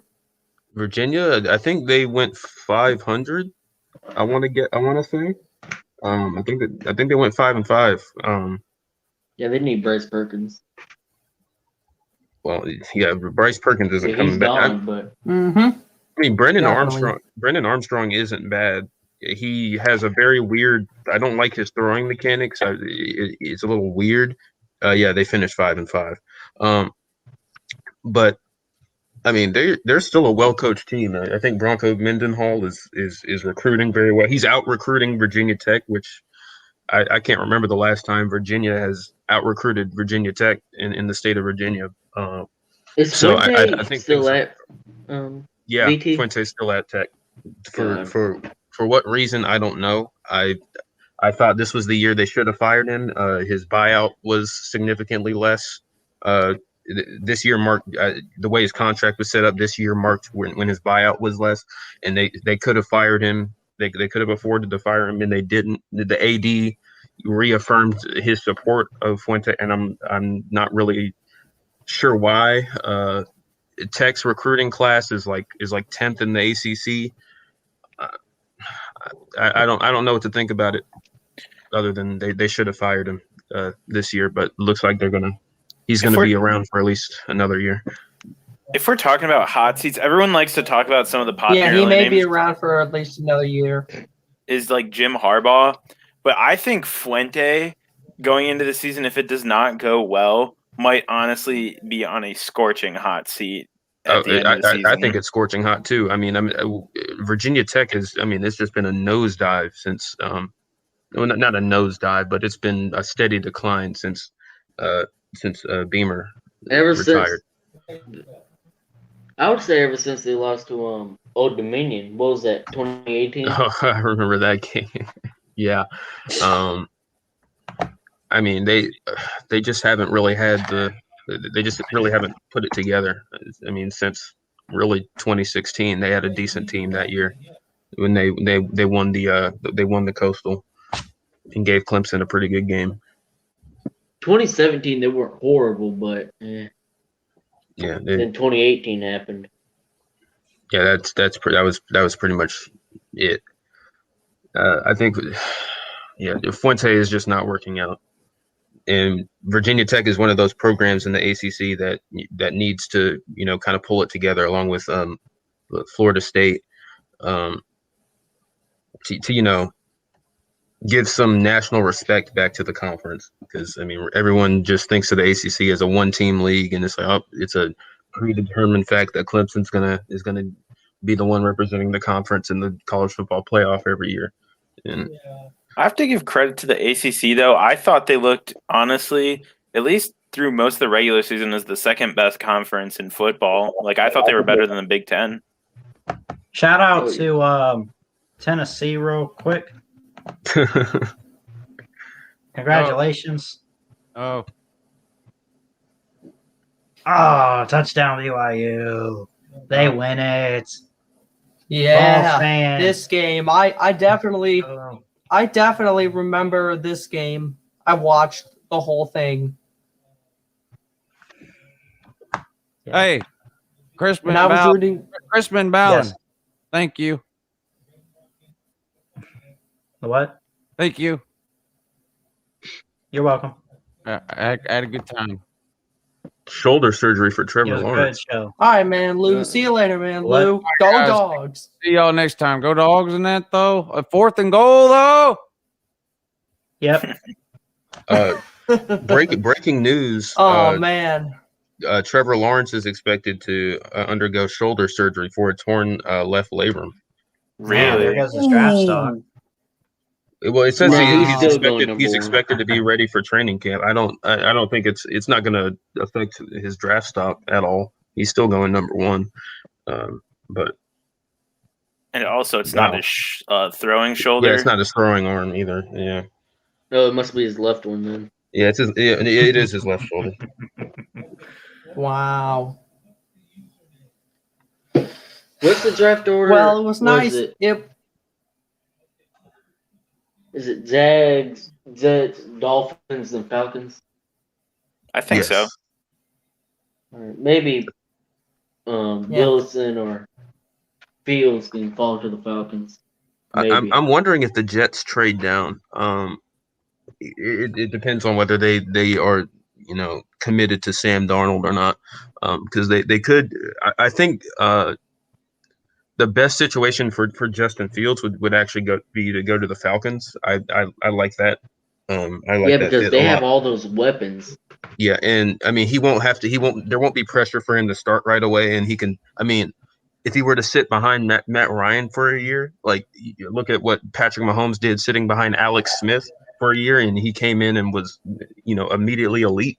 I mean, I think that Justin Fields has that kind of potential. Sit behind Matt Ryan for a year and really learn the game a little bit more, and My God. I don't that'll be think scary. it's going to be Mahomes, but I think it could be. Yeah, no, he's not going to put up MVP numbers and all that, but it would, I mean, really help his development as a passer at least, because there's still some things that he doesn't do as well as some of the other prospects in this class. But yeah, I think the Falcons would be a great fit, and plus he'd be right at home, as a Georgia kid. So yeah, I'd really like to see him go to the Falcons.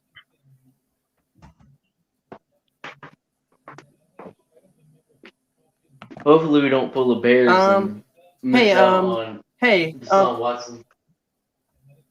Go ahead, Dominic.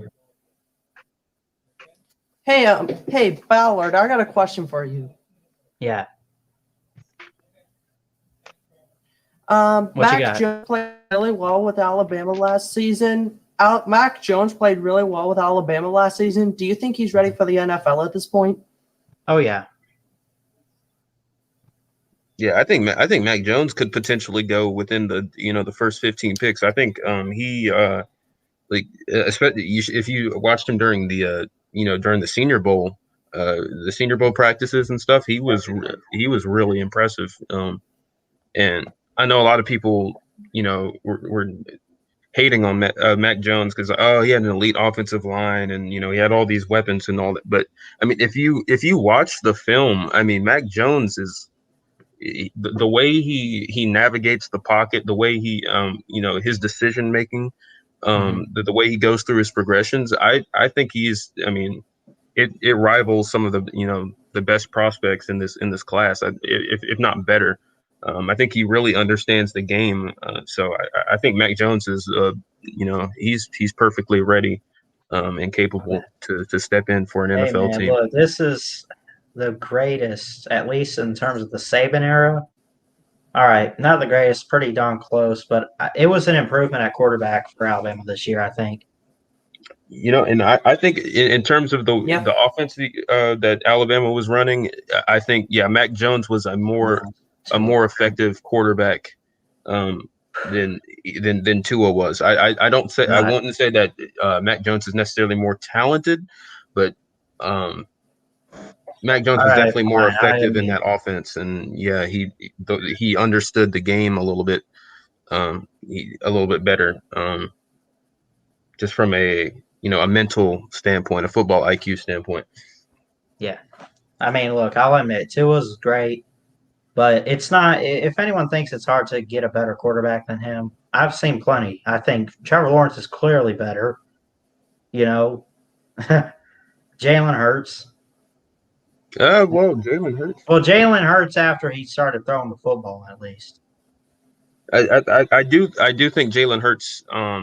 Well, I guess it depends on what Jalen Hurts you're looking at. I mean, Jalen Hurts in the NFL is clearly a much improved passer. He's really gotten a lot of that straightened out. But I wouldn't say Jalen Hurts was better for Alabama than Tua was at least when he was in college, and even really when he was at Oklahoma. I do think it was partially just the offense that he was in, but Jalen Hurts is definitely he's proven himself that he can be a starting caliber quarterback. I saw this on Facebook here. Oh yeah, he's just a good human being. Oh yeah, he's a stand-up individual. Yeah.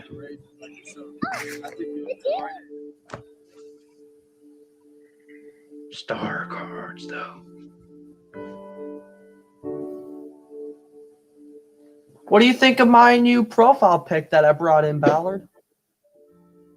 I mean, they were good until they got beat by the Bucks. I mean, 2003 Super Bowl, though. Yeah. I only have one problem with Jalen Hurts, and that's the 2018 SEC title game. Other than that, I'm cool with him. That's tough. Losing the backup quarterbacks. I wonder what that's like. No, I do. Right. Florida State did it in 2014. Alabama did it all the time.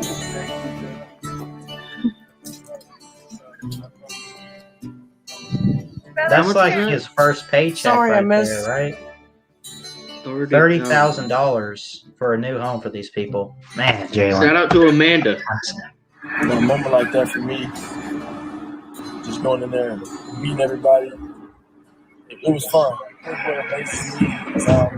Sorry, I missed the first couple minutes of your stream, Ballard. I was busy. That's fine, man. Dealing with the circumstances they're in, but they're just happy to be living. The fun things I remember from this day is obviously the reaction, but just spending time with Eric, his siblings, throwing the ball, man, catch outside, signing his jersey, signing the ball, gave me a nice picture. You take time out of the day to make drop your picture. I really appreciate that. I'm gonna hang that up in my locker as soon as I get back. I'm happy. They're happy. I'm just praying for another positivity, sending them number of lessons moving forward. So it was a good day. Today was a great day. Yeah. Stand up individual without a doubt. Alrighty. Well, I'm gonna head out now. It's nice being on the show, Ballard. Appreciate it, man. Yeah, thanks for coming on. Later, Dominic. Yeah, later, Dom. No problem. Roll Tide. Roll Tide. Roll Tide.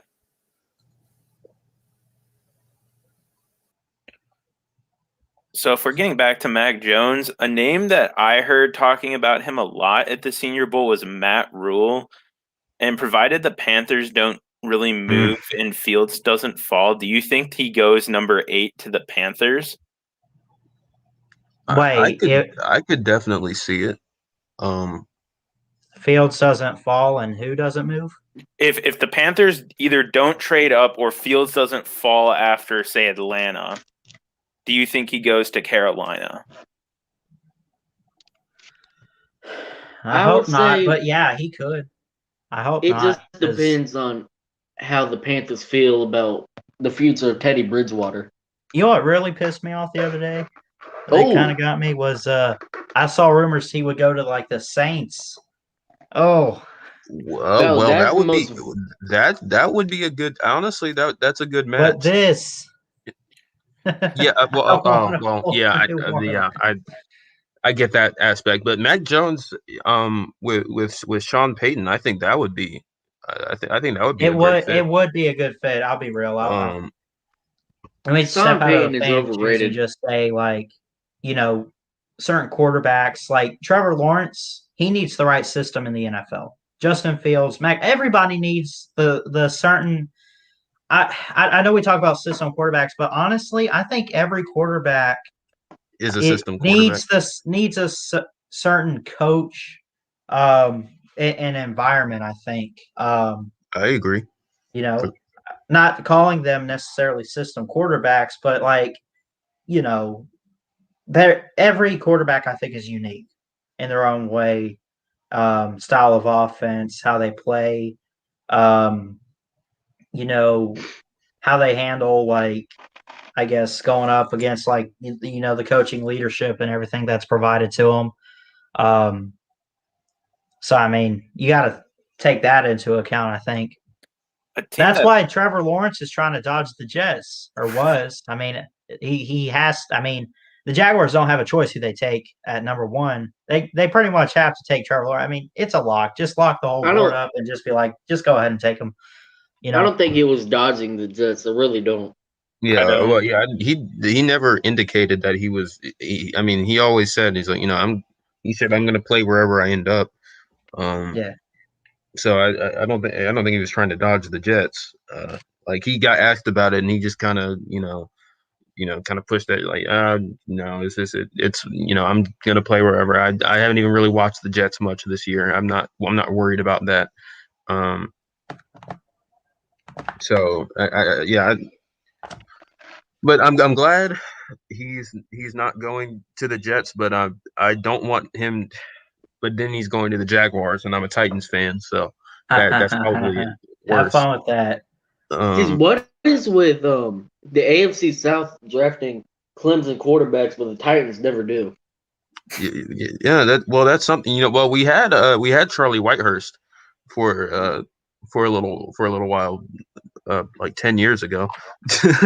He started a few games, but where did Taj Boyd? Was he drafted? Yeah, he was drafted in the 6th round, I think. He didn't spend a whole lot of time on our roster.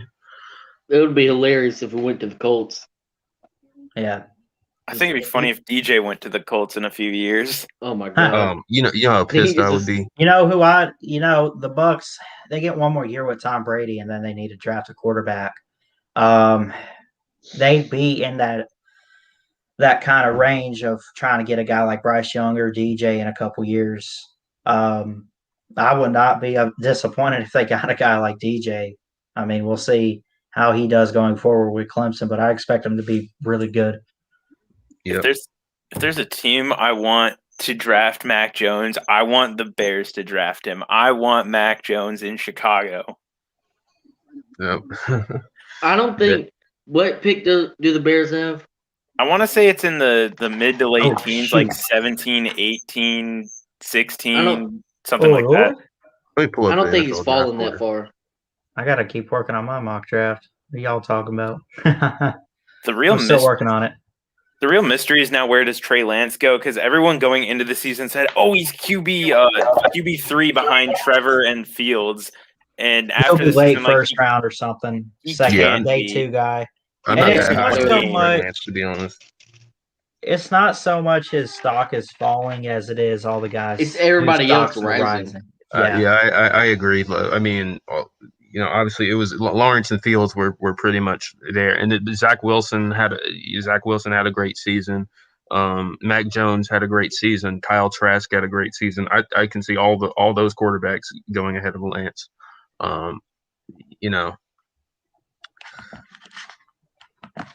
Look, I don't want to take anything away from Trey Lance, but throwing for 400 yards against South Dakota State and against Montana and against Eastern Washington, and throwing for 400 yards against Florida, LSU, Georgia, that's a different animal. Right. Yeah. Now, as a Bears fan, I'd love Mac Jones, but as a Bama fan, I hope he falls as far as possible and still stays in the first round. I want him to go to a better team where he can sit for 2 or 3 years behind a veteran and follow the Aaron Rodgers plan instead of being thrown right into the fire.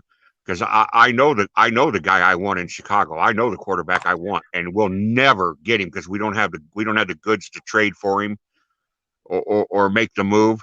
But come on home, Deshaun. You'd look really good on Lakeshore Drive. I wouldn't be mad if Deshaun ended up in Chicago. Finally, let me root for you. I wanted Deshaun Watson in that draft. Like, I literally on NFL Shop was making. We already blew it once, and then we drafted Mitch. Oh my god! Them damn UNC quarterbacks. What were I had when that draft happened. At that time I had about 3 good molars left in my mouth, and about 2 seconds after they announced Mitch Trubisky, I had 2 good molars left. Oh my god! Yeah, that was a blunder. Oh no, Maddie! No. What happened? Let me see. Maddie. Oh crap! I wanted a Khalil Mack jersey, but they ran out, so my aunt got me a Trubisky jersey. Burn it. Oh, okay, it was a gift. Okay, I get it. It was a gift. You didn't spend your own money on it. Okay. Nah, I got a Tua jersey this year for Christmas because I'm giving up on Mitch. But hopefully the Dolphins don't do anything stupid and get rid of him after one season where he played like 5 or 6 games. And looked okay. Actually, I'm actually going to be honest. I'm surprised at how Tua looked with the Dolphins. He actually looked good. I mean, wasn't he 9-3? Weren't they 9-3 in games he started? Yeah, I think he was. Yeah, I think so. 4 and 2. Good. Ballard made a great point earlier, right as I came into the stream, that it's not that Lance all of a sudden sucks. It's that everybody else's draft goes up. And sometimes the casual fan loses that. They think, oh, I thought this guy was going to be really great. And look, he fell all the way to the second round. Fell to the second round. That means he's like 0.005% of the talent in America. You know, you can't help it if somebody else, steps up or you have, let's say you have because this has happened before. Guys have had their workout day or their combine and their numbers didn't match what the scouts thought, but they draft him anyway because they figure, okay, he just had a bad day. And then the guy ends up being spectacular when everybody was going, well, his combine numbers weren't as good. And but the scouts the combine, I don't really emphasize the combine that much. Yeah. I mean, very rarely does somebody have that oh my God moment in the combine and all of a sudden shoot up 2 rounds, And these scouts have been looking at these guys for months. They know that one day in a sanitized environment is not going to determine a guy's worth. I mean, they already know. Yeah, I mean, and even players. I mean, they know that even players that have good combines aren't, I mean, guaranteed to be spectacular. I mean, look at, I don't know, Jeff Okudah last year. Right. He had a magnificent combine, and he was pretty underwhelming, and at times downright bad. Went number 4. Another example of that is Derrick Henry. Okay, Henry comes in, he's 6'3", he weighs in at 247. 247. Yeah. Big and body. Goes out and runs a 4.5 something in the 40. And then you still have people saying, well, that's amazing, but he's too slow to get to the hole. His first 3 steps he's too slow. Well, for 2 years, he doesn't do anything. And everybody goes, aha, see, the Titans wasted their pick. Well, what's he done since then? 2-time rushing champion. Over people. Right. How does he not have an MVP yet? Because it's a quarterback award. Yeah, it's like the Heisman. When I saw that, when I saw his combine, I thought, okay, his first 2 steps there's probably 10 guys that have 2 faster steps to the hole than Henry. Okay. So what? Because if my offensive line could give him those 2 steps, it takes 3 of your defenders to tackle him. Exactly. Mm-hmm. Ballard, I'm gonna hop out of here. That's where the Jets, the Jets are talking about, well, Sam Darnold might not be the man. Do we know Sam Darnold might not be the man? Who has Sam Darnold had to throw the ball to? Yeah, he just got kind of thrown into the fire. Yeah, when has Sam Darnold, like Mac Jones, stood behind the wall of China and had time to look for his 3rd read? You do have to look at who's around him. And Darnold it hasn't all been bad with Darnold. I mean, he's shown flashes of what he can be.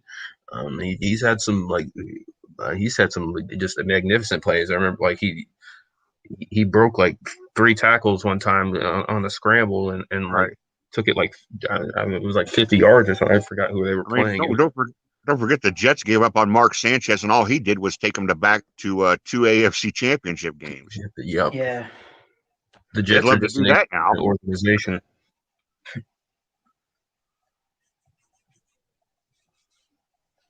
There's so much that could change between now and the draft. We don't know what's going to happen. We don't know. I mean, I like Tiny Tonto's question in the chat. He says, where does Trask go now? I don't know why, but I feel like he could be the next Patriots quarterback. Why? Which one? Kyle Trask. Oh. I can't believe I'm going to say this about a Gator quarterback. But the Broncos take him. But do you guys agree? All of a sudden, Kyle Trask has been the no one's talking about him guy. Oh, I agree. All of a sudden, Mac did well at the Senior Bowl, so he's got a lot of attention. And here's this guy out of North Dakota State. Is he the next Carson Wentz? And what about Zach Wilson? What about blah, blah, blah? All of a sudden, nobody's talking about Kyle Trask. Is he the Josh Allen of this draft? Is he the sleeper that in 3 years starts lighting everybody up? I think it's very possible. I think that I think it's partially just because of that. I forgot what game it was. Was it the Cotton Bowl?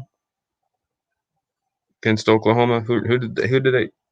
They played Oklahoma in the Cotton Bowl. You talked about last year, right? Yeah, I think he had that one. He had that bad game where four of his top four receivers didn't play, and I think people have just kind of let his name fall to the wayside.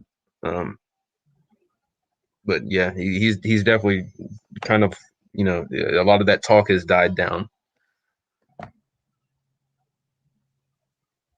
Did J-Dub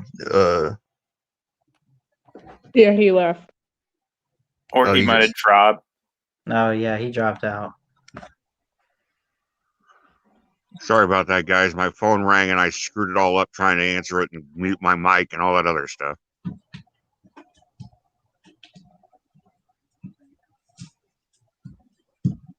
Yeah, I'm looking at this draft order.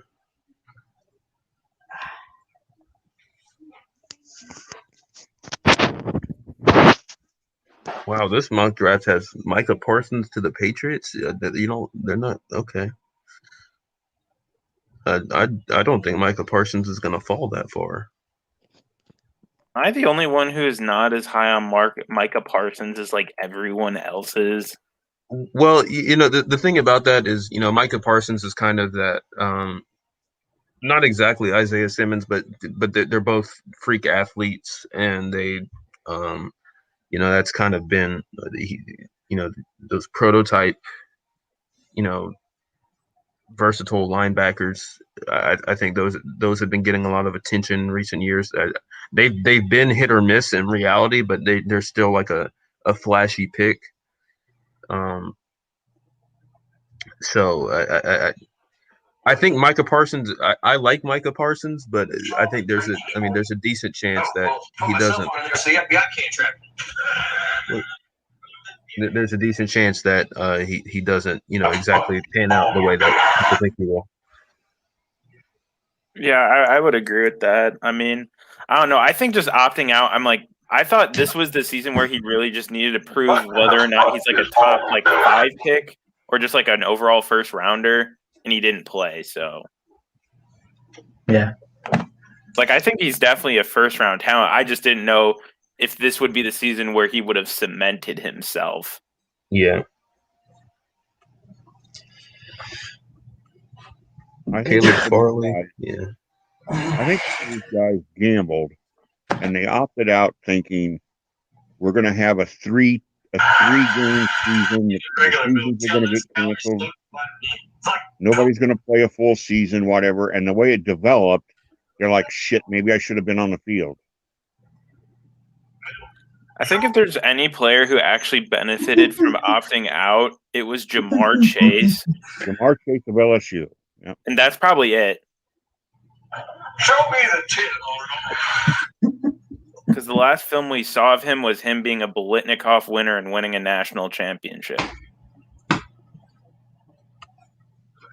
Yeah. Don't even get me started on Jamar Chase. Oh, I don't like Jamar Chase, but I'm just saying I think if there's any player who actually somewhat benefited as a means of an insurance policy on his draft stock, it was him. Whoa. Okay, so this mock draft I'm looking at has my God. They have Devontae Smith going number 2 and Jamar Chase going number 3. Well, he won the Heisman, so I mean I know, but that's still, drafting 2 wide receivers back to back in the top 3. Yeah, that's a little. If I'm the Jets, I don't want Devontae Smith at number 2. If I'm the Jets, I want Penny Sewell. I want the left tackle out of Oregon. Yeah, I think if you want. I think you can trade down just a little bit, but I don't know if Devontae Smith is. I don't think you use the 2nd overall pick on him. As great as he is, I agree. I do like the idea of him going to Miami if the Jets pick Penei Sewell. Yeah, it would be a good fit. Have that chemistry with Tua. It'd be a good match. The future is bright in Miami. I think Flores is an excellent coach and definitely one of the most underrated coaches in the league. Yeah, he's shown that he knows what he's doing. He's turned that team around. As much as I've loved Amari and Ruggs and Judy and Julio, Julio was the number 6 overall, and Atlanta traded up to get him. I guess maybe I'm too old fashioned, but I'm just not somebody that thinks a receiver should go in the top 10. I just don't think. I think there's enough good receivers out there that you can find a good one in the teens. You don't have to go in the 10. If I'm in the top 10, I want that quarterback. I want that shutdown island corner, or I want the offensive lineman that's going to play for me for 12 years. Yeah, and I think wide receivers are kind of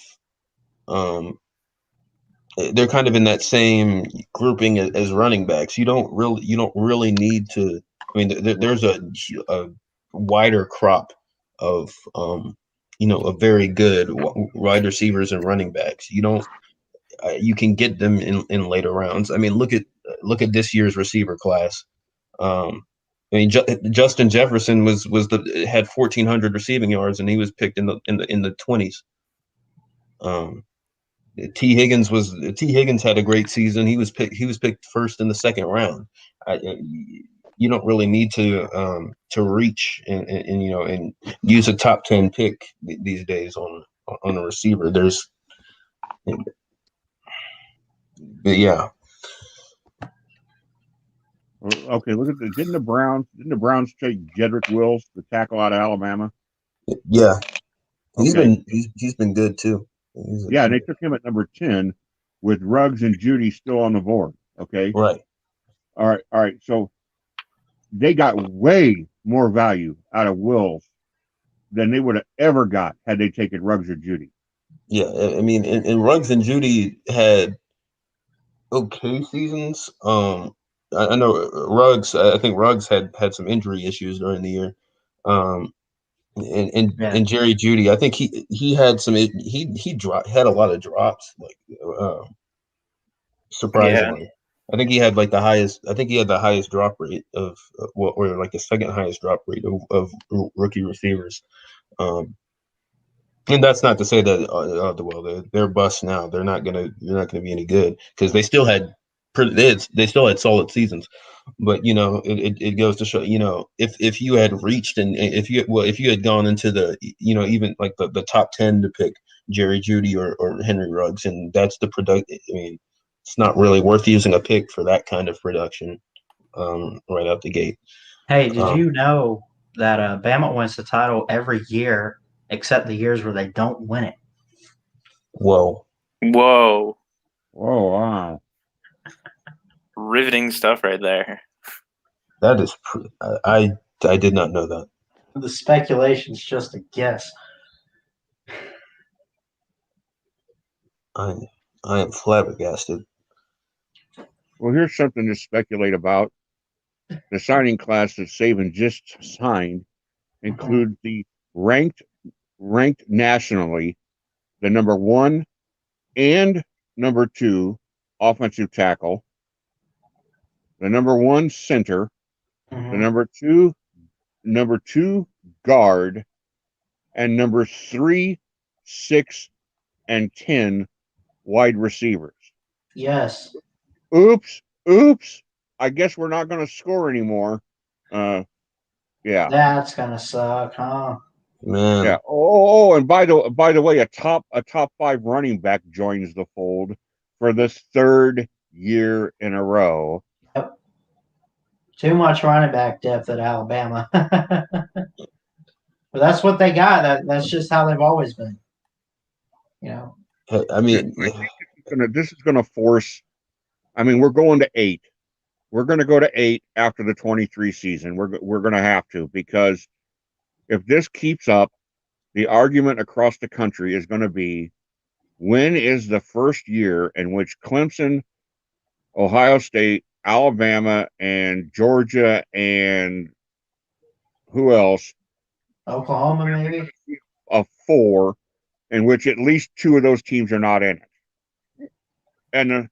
And maybe you go to 8 and Cincinnati gets the 8 seed and Alabama beats them by 35 points. The argument across the rest of the country is going to be we're tired of it being a Southern invitational. Southern teams have won 14 of the last 15 national championships, and you guys live in the South. It don't bother you, but up here, they're furious. They want. Now, my argument is, well, too bad. Get better. Yeah. You know, that's my Ohio argument. State had their chances. I don't have any sympathy, but it's one region of the country, and the whole rest of the country is starting to coalesce against them. And if the whole rest of the country does unite, they can force change. You know, I'm just I'm gonna say this real quick, and of course, you guys know I'm an Alabama fan, and Jeff, Maddie, you guys get it. We love to see our team win every single year, pure dominance. Everyone hates it, but honestly, I would not mind seeing other teams. Like, they're never going to hit the level of Bama. Nobody's on Bama's level. It's Bama and everyone else. But, like, look at what LSU did. When LSU won the title, sure, piss, pissed off about what all Coach O said. But regardless of who it was, I realized, like, if LSU can do it, everybody else has a chance. I would love to see other teams have a chance at winning a playoff game, at winning a title, and where it's not just Clemson or Alabama. I would love to see that. It'd be great for college football. But, at the same time, the Bama in me is like, no, we need it every year. But there's going to be a point where Saban's not there, and there's going to be the next team up. And I'm curious to see who it's going to be. Well, that's the argument that every now and then one team can sneak in there and do something, but they want it to be more than one team. Right. That's what I'm saying. And and that's my worry, that they go too far and turn it into a 12 with a double bye or a 14 with a double bye, and then they just destroy the regular season. Right. I don't want to see that. I mean, I guess I'm going to have to stomach 8 because I think that's coming. Let's say, okay, we're signed, I think through the 23 season. So the next 3 years, it's either the next 3 or the next 4. We're going to have 4, and there's a contract, so nothing can change that. But let's say the next 3 titles. Okay, One of them goes to Clemson. One of them goes to either Alabama or somebody else in the SEC. And then the next one goes to, say, Oklahoma rises up or Ohio State rises up or somebody gets one. Okay. Then the country's going to say, well, we went from 14 of 15 to 16 of 17. Yeah. You know what I mean? That's not going to stop the argument. And, and if I had to put $100 down, I'd tell you one of those 4 or 5 teams, the Clemson, Bama, Ohio State, Georgia, they're going to probably the next 3 or 4 titles, 2 or 3 of them are going to come out of that group. Yeah. Yep. Yeah. That doesn't mean it has to be Bama, but it's going to be one of those teams because eventually, look at these rosters. I mean, okay, look, Georgia didn't even make the playoffs this year, but Georgia's second team would run through the Pac-12. Yep.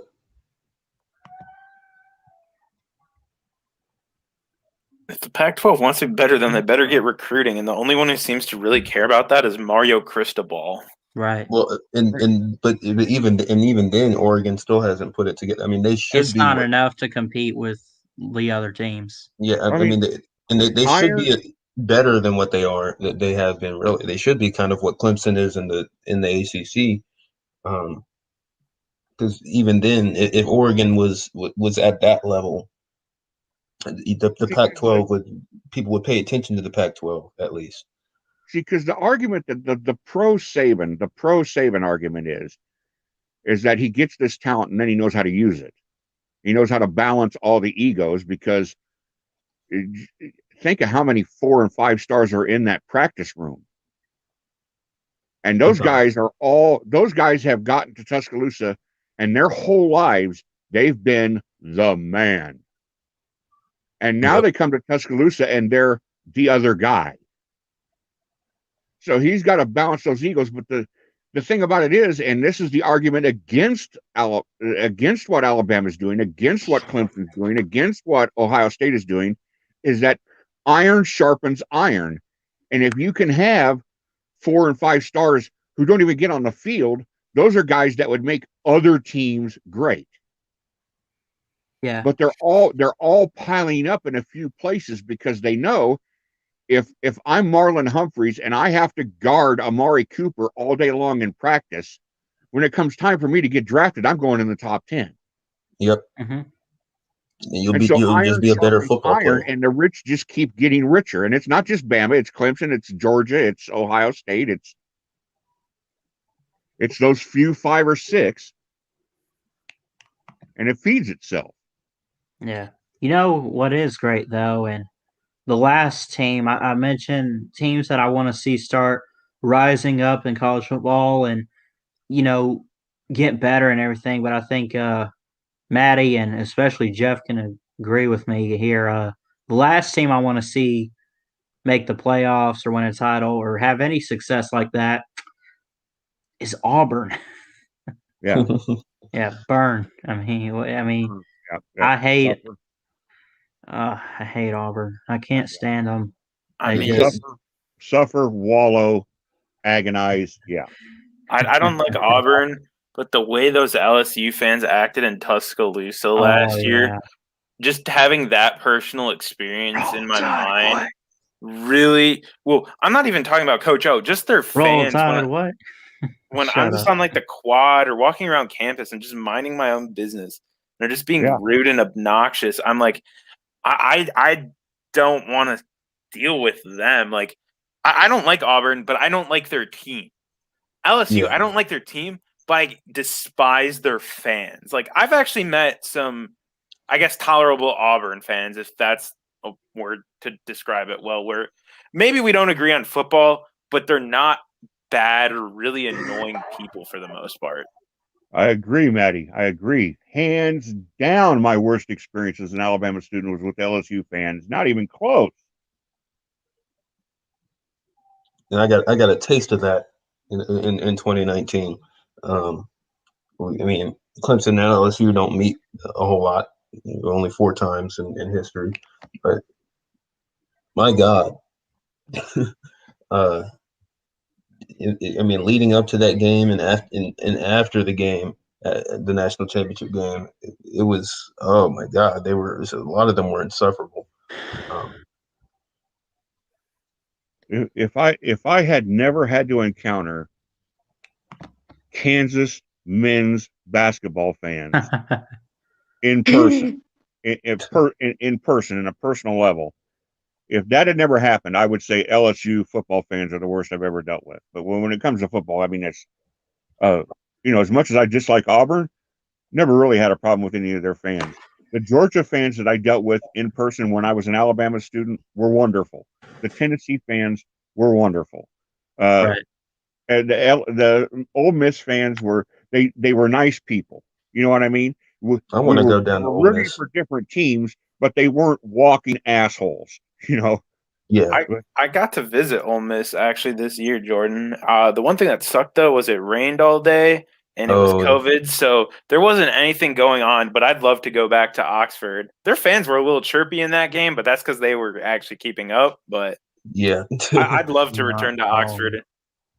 It's definitely on my bucket list. I want to tailgate down there. I know the Grove is like legendary, the big legendary tailgating spot. And I heard it's just a nice atmosphere. So that's definitely on my bucket list. It's weird, Jordan. It's not what you expect. It's people think, oh, it's a big tailgate, so there's going to be all these grills and everybody's going to have all their sausages and everything.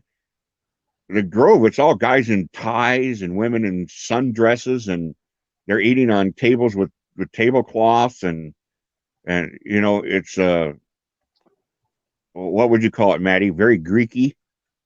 I'd say it's like you're wearing like your Sunday best, and I guess Greeky would be accurate knowing how kind of our Greek life likes to dress up and wear sport coats in that at games, but yeah, aristocratic. Yeah, there we go. That's the word I was looking for. Would be really good way to describe that. Yeah, that is definitely not what I would have expected. Yeah, that's what's happening at the Grove, and then 15 yards away, I mean, right outside of it is your traditional, everybody going crazy. Your traditional, I guess, more common what you would what you think of when you think of tailgating. Yeah. But in the Grove itself, it's all like it's a country club. Wow. And you're like, I remember the first time I went there, I was like, nobody warned me. Nobody told me this is what it's like. And so we walked over to see it and we're like, the hell is this? It's not that it was bad. It was just that, it's not what, if you weren't warned ahead of time, you would be completely caught off guard. Wow. That's it's definitely not what I would have expected. Because it makes me want to go there even more now. Just kind of, see that. Because like at Tennessee or at Bama or Mississippi State or Georgia, wherever we went, there were just parking lots full of people that had their grills out and there's smoke going up in the air from all, motor homes and big tents set up, and everybody, and you walk by somebody and you yell, "Roll Tide," and they go, "Fuck you, go Dogs," or what, Yeah. And just, good natured, you walk by and you walk by these Mississippi State fans and you got your Bama gear on and they come right up, and, they come up like 2 steps away from you and shake a cowbell in your face. Like, we're going to get you today, Bama, and just, but it's fun. You know what I mean? It's not, nobody's mad at each other. It's all fun. But then you get to these LSU fans. Oh God. And like at any moment, a fight could break out. LSU fans. Oh my God.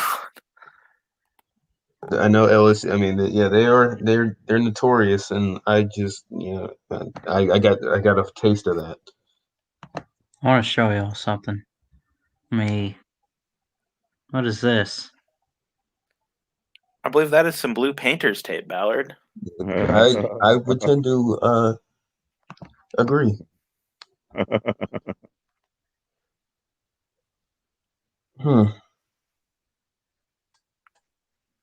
And a fortune cookies.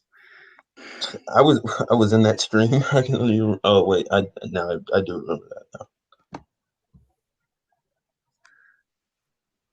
I'll tell you, the fans that Tyler P. I haven't seen him in a while. Who's that? Tyler P. No, he's been. Yeah, where is Tyler P? He's been gone for this whole year. That's the homie right there. I wish he would come back.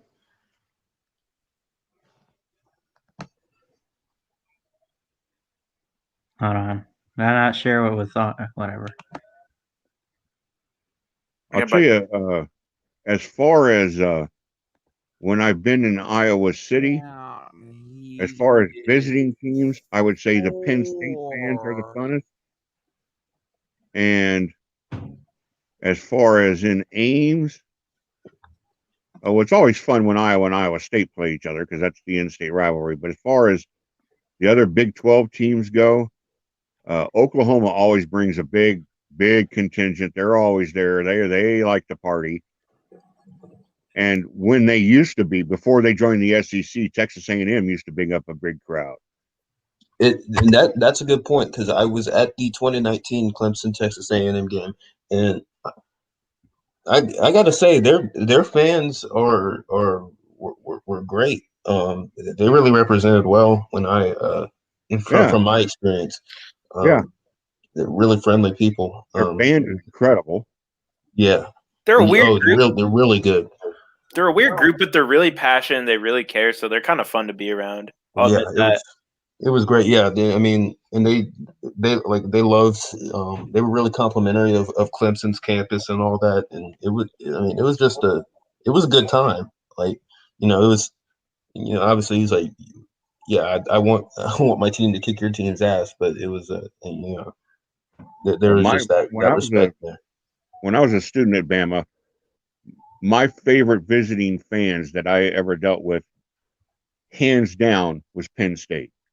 Penn State came down there and played us, and their fans were great. They got down there like Thursday morning. They were there for all day Thursday, all day Friday. So you ran into them, and they're like, "Oh, we love your campus, man. Your campus is beautiful." And they just partied their ass off for 2 straight days. I mean, they were a lot of fun. Did we win? Yeah. We got beat 6-3 on a field goal game in a monsoon. Damn. And they were both ranked. I think we were both ranked in the top 5. Alabama and Penn State have had some meetings. I mean, some really highly, high ranked matchups. And I know that was kind of a rivalry. What was great was then, like, a week later, the Crimson White, which is, I think they still call it that, don't they, Maddie? The student newspaper? Yeah. Okay. The Crimson White, which was probably a bigger deal back then than it is now because of the internet. But anyway, the Crimson White and the Tuscaloosa News, about 2 weeks later, started getting like 6, 7, 8 letters to the editor from Penn State fans who had been at the game saying, "We loved how we were treated in Tuscaloosa. We came down there. We didn't have any expectations. Everybody treated us great. We love your campus. We love your stadium. Good luck, Alabama. Roll Tide. You have fans in Pennsylvania. Blah, blah, blah." And there's like a huge chapter. I think they call them the Elephant Brigade or something like that. It's like, it's on the other campus, but they root for this school. And so they're like Alabama fans that go to Penn State. I know Duke basketball has a huge Iowa basketball fan base because of some games they played in the 90s.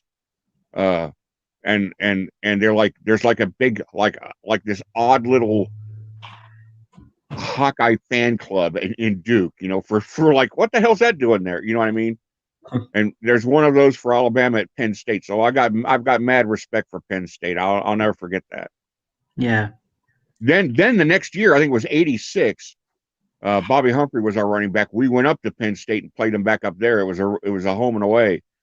And the Bama fans did the exact same thing to Penn State, saying, "Oh man," and I didn't go, but like, we got treated great. The Penn State fans were wonderful to us. Everybody, the restaurants, the hotel, the fans, everybody was.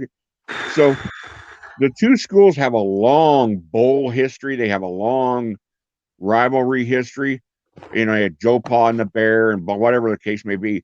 But there's an example of two teams that do not hate each other. They've got mad respect for each other. Yeah. And I think the same thing exists for Bama and Clemson. It's just that they don't have near the length of history that Bama does with Penn State. Right. And we've never played, or not in recent years, had like a home and home series. I do think it should happen at some. I do think it should happen at some point. But both teams are kind of at the top of the sport, and they're just kind of. It's kind of one of those things where it's like, oh well, we'll see you when we see you, but we're not gonna schedule you during the regular season. But I definitely think it should happen at some point. When is the last time that Clemson and Bama have met on one of each other's? I don't know. I don't know if they ever have. They met in the first game they met in the neutral site opener to the 2008 season. Yep, that was Tommy Bowden's last. Tommy Bowden's last year. They didn't meet after that into the 15 Natty. Yeah, but before 2008, I have to tell you, Jordan, I don't remember Bama ever playing Clemson before 2008. Now they may have, but I don't remember it. Okay, so I just looked it up. Are you kidding me? The last time Alabama and Clemson played each other was the last time Alabama and Clemson played each other at a home game was September 20th, 1975 in Tuscaloosa, Alabama. Well, my mother would have been 3 years old. I was 9. Yeah. 1975. Did you say 75? Yes. Yeah. I was. That's a while ago.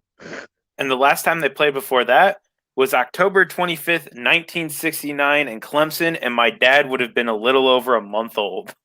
Well, when Clemson they won the Natty with Deshaun Watson a couple years ago. That was the first time they said them beating over us 100 since years. 1905.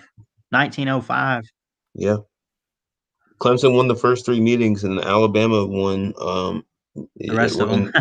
the rest of them up until that. Yeah, up until that Natty. Hey guys, send me some sunshine. I just saw the 7-day forecast. Saturday 9, snow likely, overnight -9. Sunday snow likely 5, overnight -12. Our overnights are going to be in the minuses all the way through next Friday, and our highest high is going to be 10. Yeah. So send me some of that southern warmth. I'll try to. My mom was telling me about how cold it was getting back in northern You're lucky, Illinois. Natty. You're lucky. You're in the right place. Slim oh my Shady God! Somebody Jeans. alert Chess. Or we don't have to alert Chess. I'm sure he already knows. Girl Scout cookies go on sale. Oh man, Alabama is 2-0 in Clemson Memorial Stadium, otherwise known as Death Valley. That's a shame because the first played there twice since World War II. Yeah, only twice. But we've played 19 times. I don't know how you guys finessed us with the scheduling here, but most of our games were either in Tuscaloosa or Birmingham. There was a game played in Montgomery, which I find interesting. Yeah. In which we lost 74-7. Man, we gave you the Georgia Tech treatment. Even worse, slightly worse. Oh my God! I mean, look at all those shutouts. I'm looking at. I mean, we shut Bama out the first 3 meetings, and then and then Bama shut us out. Shutout. We scored 7. Shutout. Shutout. Shutout. Shutout. We scored 10, 14, 13. Shutout. Then we get to the 34-10. Then the Chick-fil-A kickoff game, but. Yeah. All the games prior to, let's say, 1955, somewhere in that ballpark, Clemson and Alabama would have played each other traveling by train. Yeah. That is insane. It was a huge deal when Alabama played in the 1925 Rose Bowl because Southern teams never went out west because it took them 3 days to get there. Yeah. But they made it. Yeah. So that was a huge deal.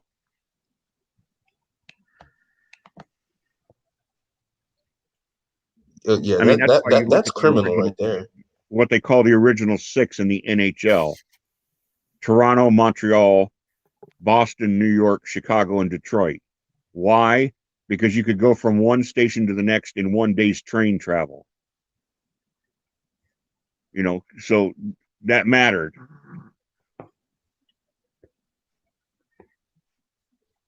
No.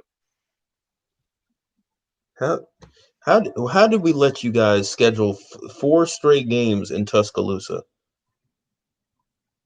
How was that allowed? Hold on, who scheduled 4 straight in Tuscaloosa? I'm looking at the Alabama Clemson all time and just looking at the we've played in Clemson twice. Was it because travel to Clemson was hard at that time? Because I remember we didn't play Auburn until, was it like 89? Because apparently it was hard to get to Auburn. I guess. I don't know. But yeah, I'm going to say that's not fair. But we didn't play the 4th game until 30 years later. That's true. But still, 3 in a row is a lot. but I mean, but just look. I mean, when Bama started that streak, every single game up until the 1967 game was played in Alabama, the state of Alabama.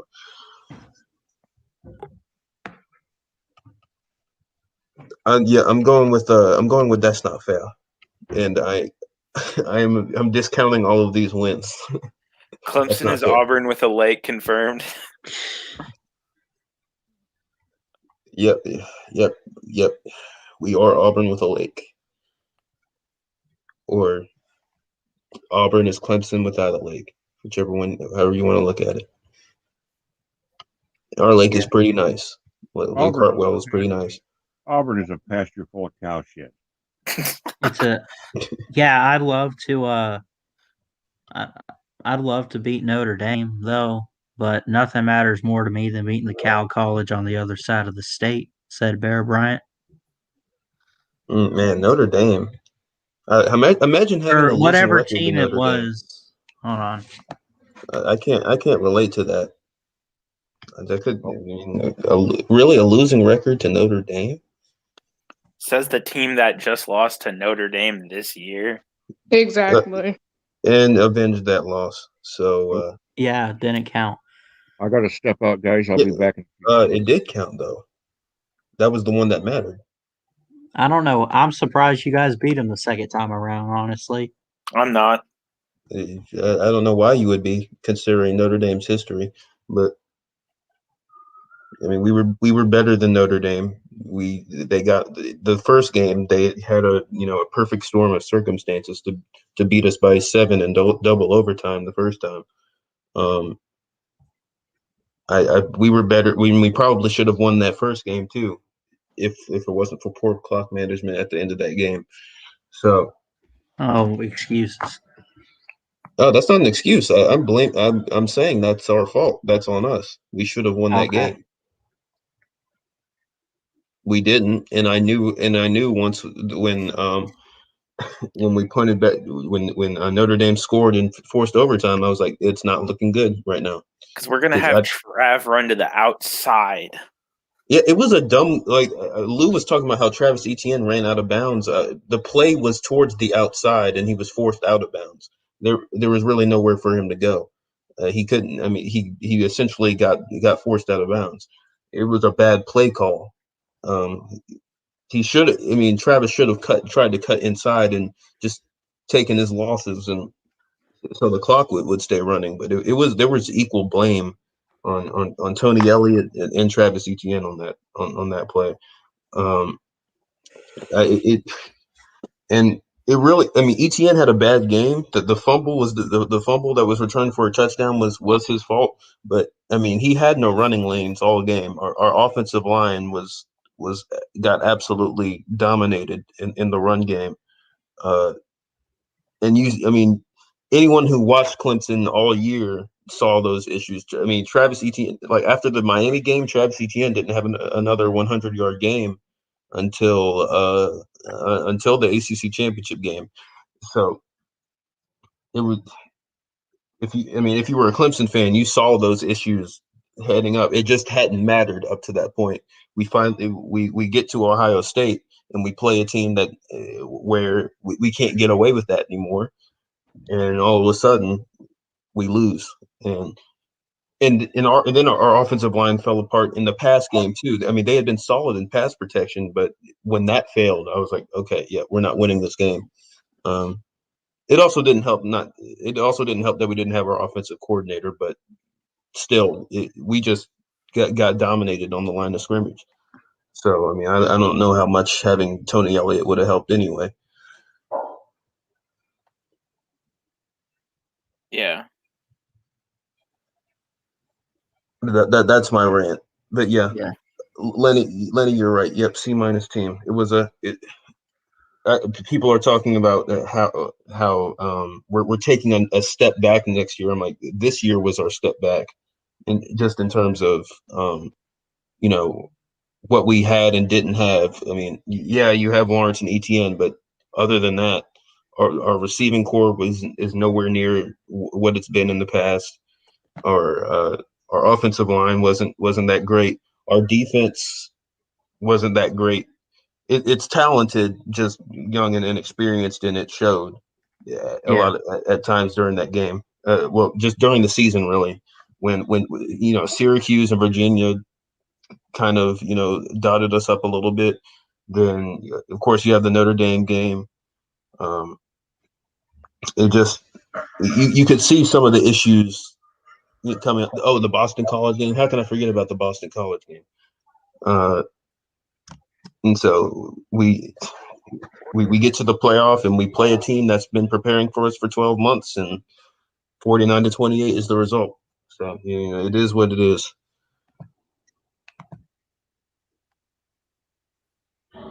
I mean, I got annoyed when people were like, "Oh, Bama's dead," and now the people who were like, "Clemson's dead," I'm like, "Stop."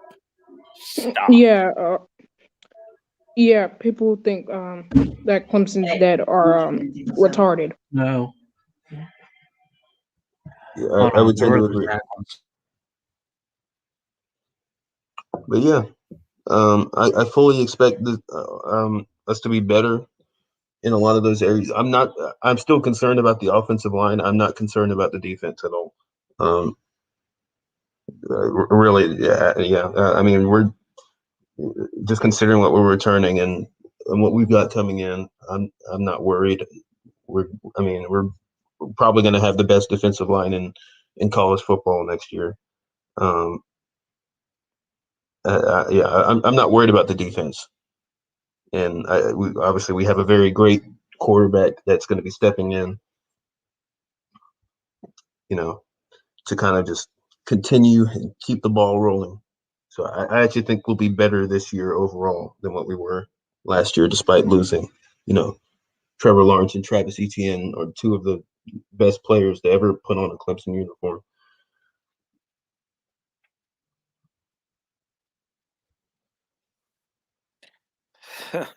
Slim. Man, I really wish this game wasn't played week 1. I feel like it's way too early to set the trend, and also I'm gonna get tired of this trash talking between Georgia and Clemson the entire summer. It's gonna happen. You're just gonna have to deal. Slim. It's not Slim Mosley, not you, Slim Shitty King. It's not coming up because Clemson is winning in Charlotte. That's just how I'll it's be going to shocked.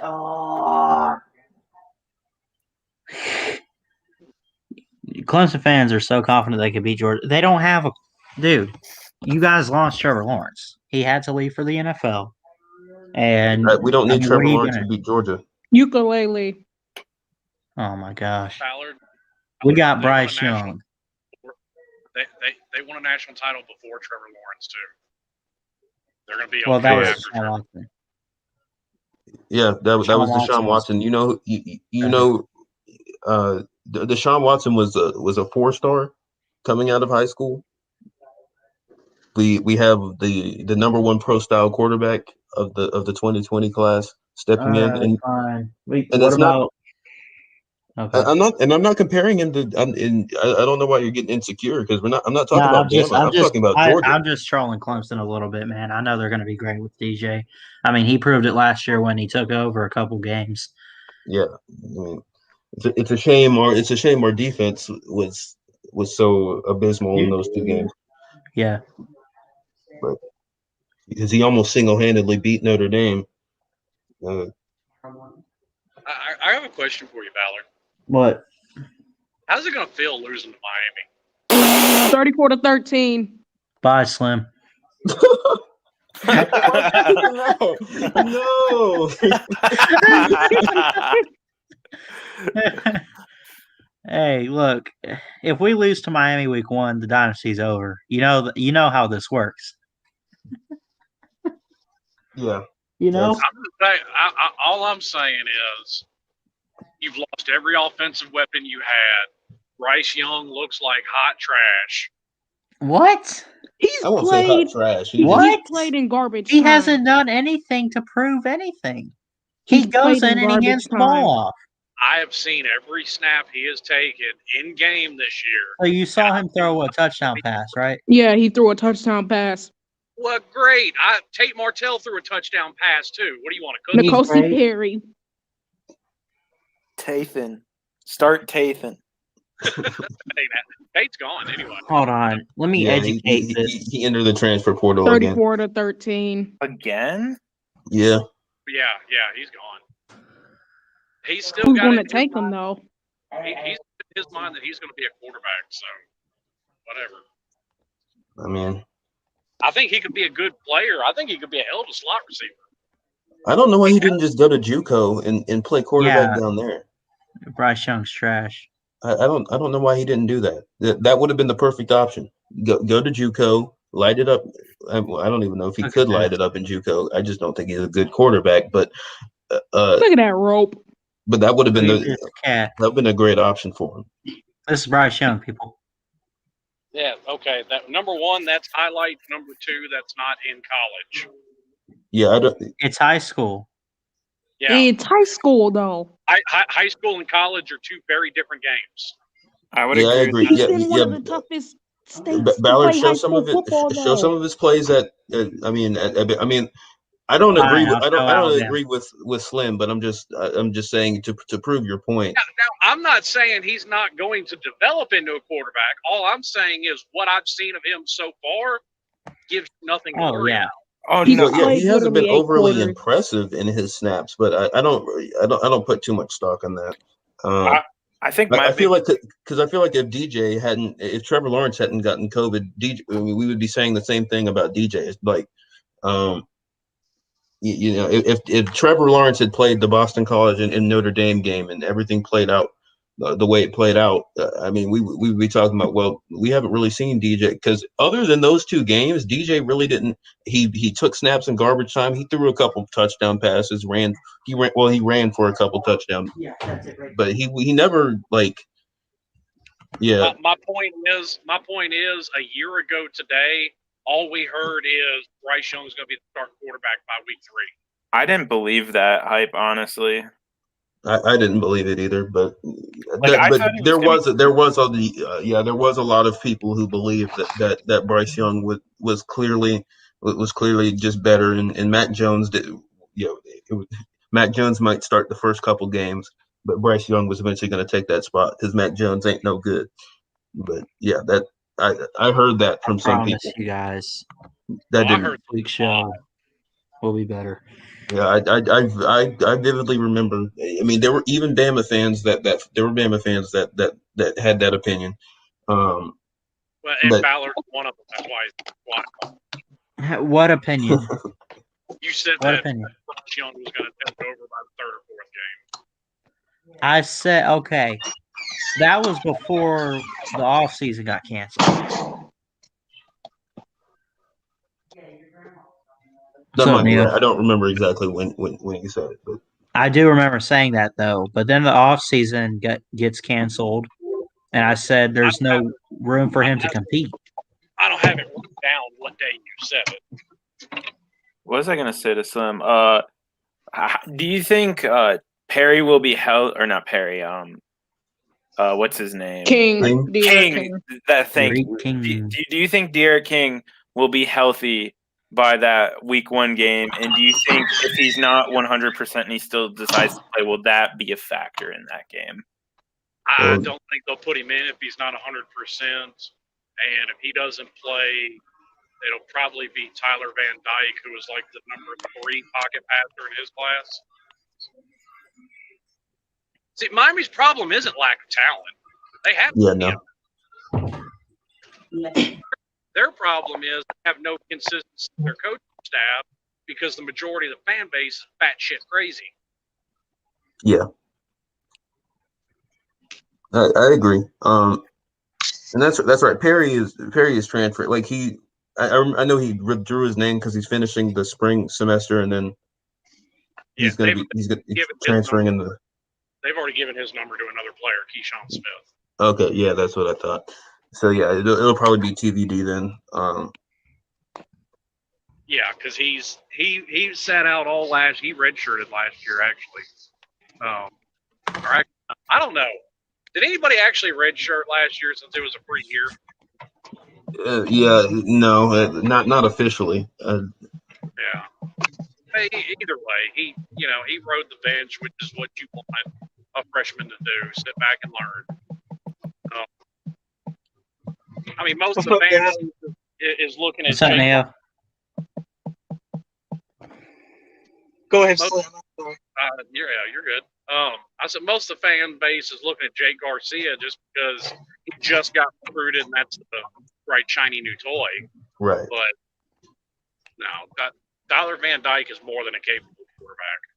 Yeah, and Tyler Van Dyke he's been practicing in the system. I don't see Jake Garcia ever getting the start over him year one like that. Yeah, especially the first game. If King's not ready, I fully expect it to be Tyler Van Dyke. I think King will probably get ready because they haven't really disclosed how bad the injury is. I mean, I thought they said the expectation was that he would be ready. Yeah, it is. I mean, there's people talking about it might be ready for spring. So that's saying to me it just wasn't a severe ACL tear. Right.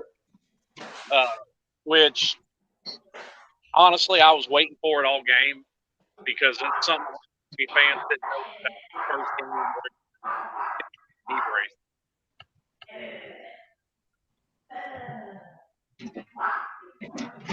Oh my God. Dog did you have? Dude, somebody throat punch that dog.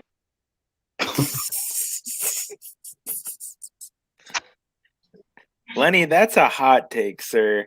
I don't know if I agree with that. I'm not saying Bryce Young I don't think could eventually be better than King, but I thought King had a great season last year, and I definitely think he was a great player, and he really elevated Miami. I mean, I think it's a minor miracle that he completed over 60% of his passes with that wide receiving core. Yeah, it was pretty rough. I mean, it helped to have Brevin Jordan, but my God, yeah, the receivers have been. I mean, Mark Pope has just been a bust because I remember he was like a high 4-star. There was high expectations for him. Yeah, Rivals had him as a 5-star. Now, I put a lot of it on Pope, but I also put a lot of it on the fact that he's had 3 wide receiver coaches in 3 years. Yeah. So, I mean, yeah, not putting in the extra work on your own, that I'll put on you, but not having any stability at your coaching position, can't really blame him for. Yeah, that's definitely part of it. But you can tell that I guess I mean because Mike Harley kind of he had a rough start to the season, but he really I remember him saying I'm not really playing well, and he come out and said that they weren't putting in the work on their own, like they were only doing the 20 hours a week that the coaches were around. Right. I mean, he basically dry snitched on the entire receiving corps, and they got thrashed for it in social media. And I mean, props to Mike Harley. He stepped up after that and finished off the season strong. He was like the only. He was like your only, consistent, deep threat that second half of the season. Yeah, and I mean, you had some guys come in that didn't look great, but they were also taking some of their first snaps in college. Yeah. So I can kind of let that, and like Jeremiah Payton, I think Jeremiah Payton is going to be a hell of a wide receiver. What I've seen out of him, because he redshirted last year, and he got in sometime this year, but he caught COVID 3 times. Yep. So it's like he got to play a little bit, and then had to sit out. I know another one that I remember Miami fans, wanting to see more of was what's his last name? Restrepo. Restrepo. Yeah. I feel like I feel like I remember seeing him, on the field a couple of times. I think it was. I don't know what year he is. The true freshman this year. True. I mean, that's what I thought. That goes back to the Miami fan base's fascination with put in the true freshman. Why? I can't figure that one out to save my life. Yeah,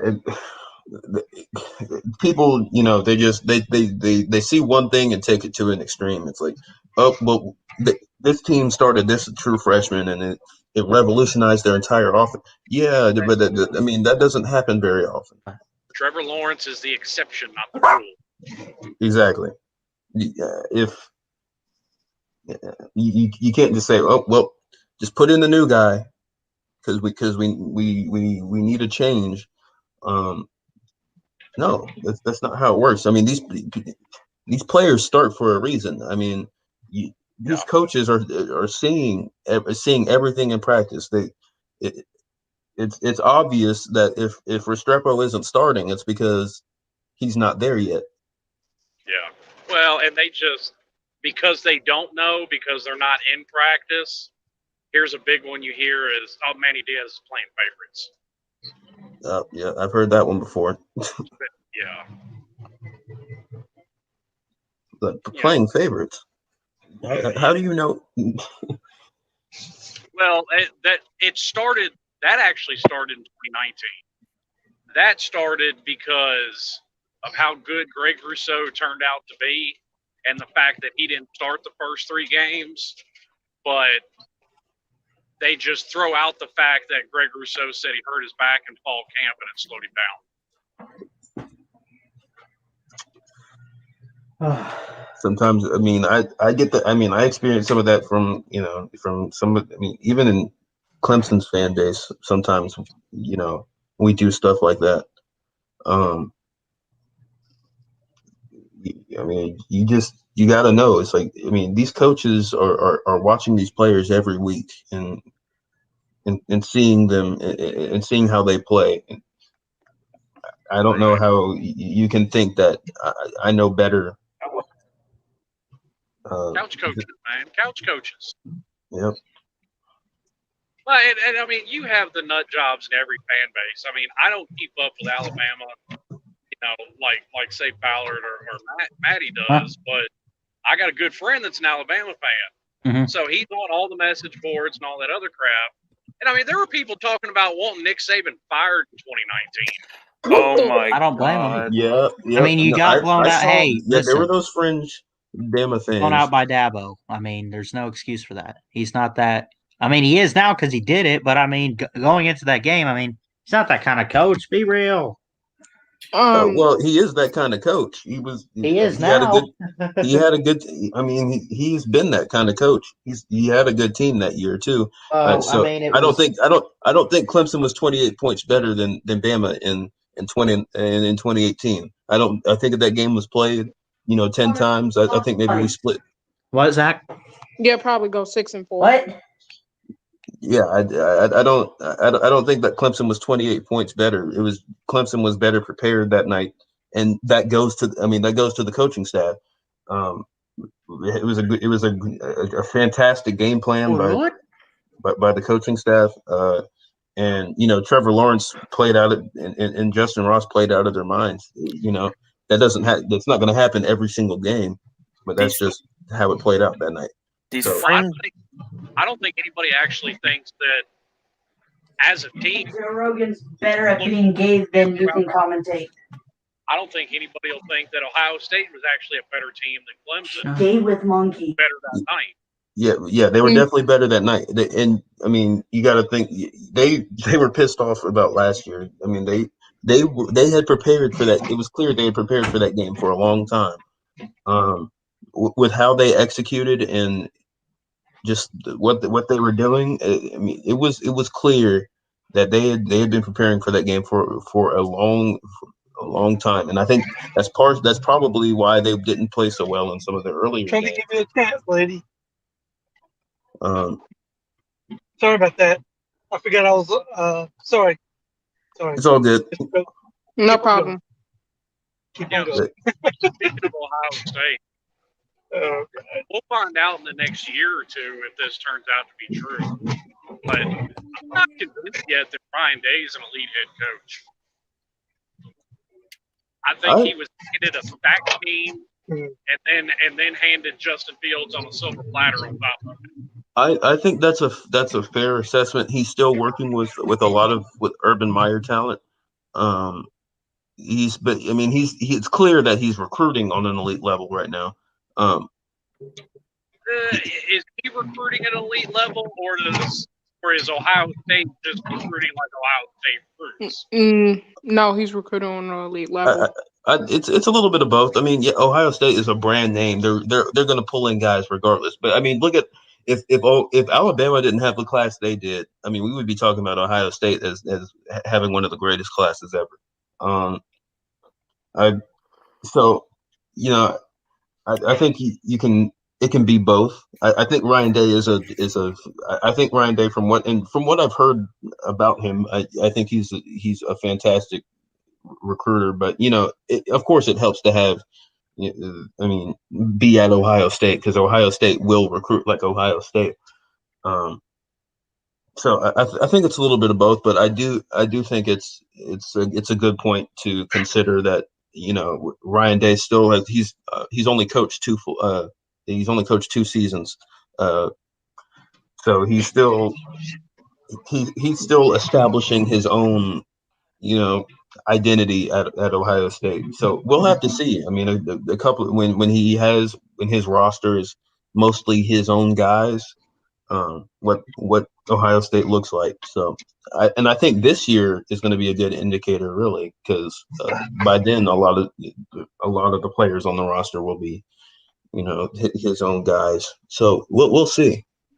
I mean, a couple other coaches that I kind of put in that category where they still have to prove it, and both of them can recruit at an elite level as well.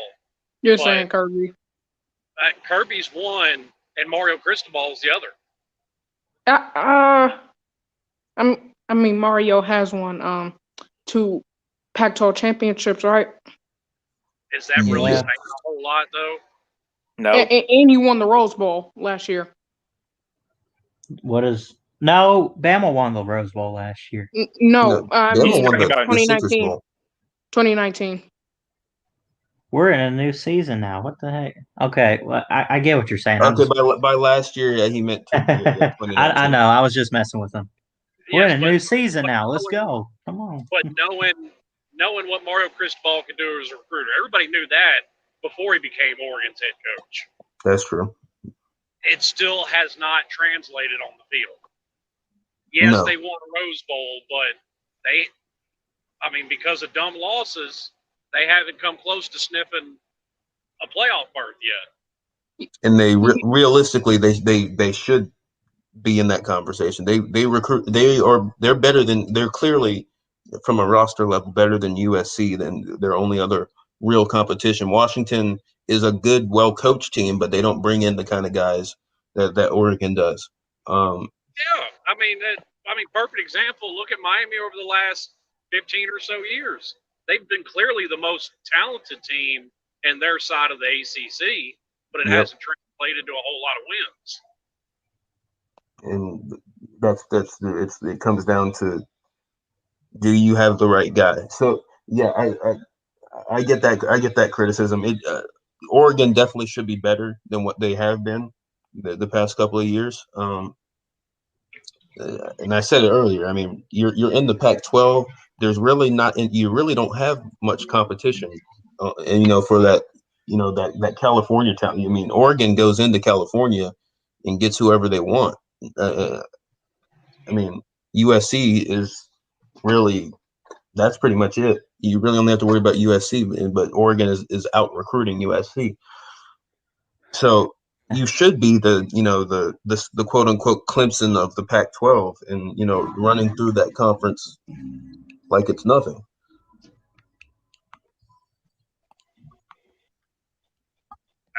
That's what I've expected out of them, and it hasn't materialized. So I think Mario, he's not completely proven yet. So we'll have to see. And don't forget, this isn't Mario's first stint as a head coach. Oh yeah, no, it's not. Where else was he head coach at? FAU. Oh. Was it FAU or FIU? It was FIU. What? No, it was FAU. He took over for Howard Schnellenberger after he retired. It wasn't very long. Something happened. No, it was FIU. Yeah. Yeah, it was FIU. They're all right there together. It's hard to keep track of. I mean, Boca Raton's literally right up the road, and that's where FAU is. Yeah. But yeah, that was his first stint as a head coach, and then of course he was at Bama. Well, he actually had a stop on Al Golden's staff at Miami before he went to Alabama. But something about he got in somebody's face. I don't remember if it was the AD or it may have been Donna Shalala, the president of the university. He got in somebody's face and ruffled a bunch of feathers, and that's what ended his time there. Oh yeah, he was on. Oh, I completely forgot about that. Yeah, he was only there for like a few weeks. It wasn't long. Like a month or so. Yeah, and I was glad to have him because he already had a reputation for being one of the best recruiters in the country then. Yeah. You know, he would have been smart enough to actually offer Amari Cooper a scholarship. Al Golden was smart enough to do that. We took care of Al Golden for you. Listen, I didn't have the hate for him a lot of people did because, I mean, here's the thing. When he got hired, literally the next day is when that whole Devin Shapiro crap started. So his first 2 years were a wash because the NCAA investigated it for 2 years and couldn't find nothing. Yeah. That's why it took him actually it was more like 2.5 years. That's why it took him 2.5 years. That's why nothing ended up happening to Miami because nobody would talk. Right. I mean, after that, they only gave him 3 years. They only gave Mark Richt 3 years. Yeah. It's like, come on, people. And to be honest, I'm just not really, and I wasn't really sure how well Al Golden, how much of a fit he was for the program anyway. I just don't think. I mean, I don't think he was a terrible coach per se. I just don't know if he was the right guy. You know, though, I don't really buy into a fit for the program because everybody said the same thing about Dennis Erickson when he was hired there in '89, and everybody said the same thing about Butch Davis when he was hired in '95. Yeah. So, I mean, and you would think that the school would know better than to listen to the fan base because Butch Davis made them look like a bunch of idiots. He was the first one they were flying banners for, fire Butch, this, that, and another. And yes, I understand Larry Coker gets the credit, but that was Butch Davis's team. Yeah. That was all Butch Davis's talent. He recruited pretty much 95% of the guys on that 01 Miami team. Recruited, developed. I mean, Ed Reed and Ken Dorsey both said that they ran the practices that year. You know, it's like the players themselves said that Larry Coker was the chaperone that got him on the bus. Yeah. So, and Larry Coker showed his true colors a few years later. Yeah. Oh yeah, during the Miami FIU fight in 07. Well, I must say that was more than a few years. Yeah, was Coker even the coach then? Yeah. Coker, he was like saying. When was Coker fired? 06. It was in 06 when that happened. Okay. Randy Cannon coach in 07. And honestly, I can't blame Larry Coker for that because when you're handed that kind of a team on a silver platter, it can make you lazy because you don't have to do anything. Yep. So, I mean, he was handed the keys to a Porsche, told not to crash it, and he really didn't crash it because they were making New Year's 6 games all the way up through 05. Yeah. But he just ran it out of gas. And once it was exhausted, he couldn't. Yeah. Well, And by that point, you know, a lot of the assistant coaches had moved on. I mean, you know, Greg Schiano was the defensive coordinator for that 01 team. Rod Jasinski was the offensive coordinator. I mean, these are guys that have gone on to have great careers. Right. And when those guys left, he wasn't as good as Butch about, finding those good assistant coaches and stuff like that. Yeah. And I think the transition to the ACC was just it was different. It was. Just the landscape of the program was different after after conference realignment, and so I don't know if he adjusted well to that. He didn't know how to. Yeah, because Larry Coker was far from a spring chicken when he took the head coaching job. Right. Which, it was better him than the alternative, because they were talking about bringing in Barry Alvarez. I was like, please God, no.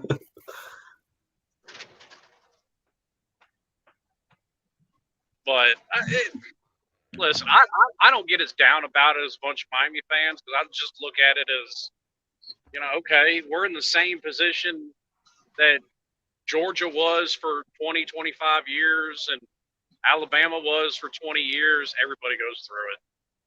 Yeah. And just where Miami's situated, Miami is bound to find their footing. Then they already seem to be doing that a little bit, and getting back to what they were. It's just where Miami, they're the brand where they're situated. They're in a recruiting gold mine. Teams like that they go down, but they won't stay down. Yeah, well, and the reason the fan base gets worked up because they don't realize that Paul Feinbaum is a troll and just says things. Paul Feinbaum say that Miami's dead and is never coming back. And Paul Feinbaum doesn't even believe that. No, he doesn't. He doesn't believe half the stuff he says.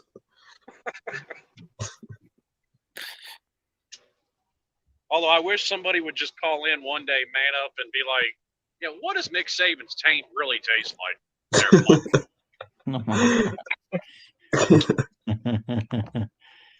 Is there a bigger Nick Saban ass kisser on the planet? I heard one time, and he's a Tennessee grad. That's the crazy thing. One time I heard this one guy. He cussed him out, so I'm not going to say the cuss word, but he called up and he said, "Well, Paul, I'm a huge fan of the show, or I was. I've met you in person before, stood in line, bought your book, and waited for you to sign it. But now you're the most two-faced little, P word on the face of earth that I know. You kiss Nick Saban's rear end, and when he loses, you throw him down. I'm through with you, and I hope you lose your show." Dude, he rags on Saban hard with that. I'm quoting him. That's not my words, but yeah, I know. My question I like is, Feinbaum. who has the bigger trolling relationship? Skip Bayless and LeBron James, or Paul Feinbaum and Clemson? Oh no! Oh, hey, no. Skip Bayless has actually got a point. LeBron James has overrated. Yeah. Well, I guess it overrated. It depends on who we're talking about. Overrated by who? You look at the context. He's sitting there going back and forth with Shannon Sharp, and they're comparing LeBron to Jordan. Right. Jordan smokes LeBron any day. I'm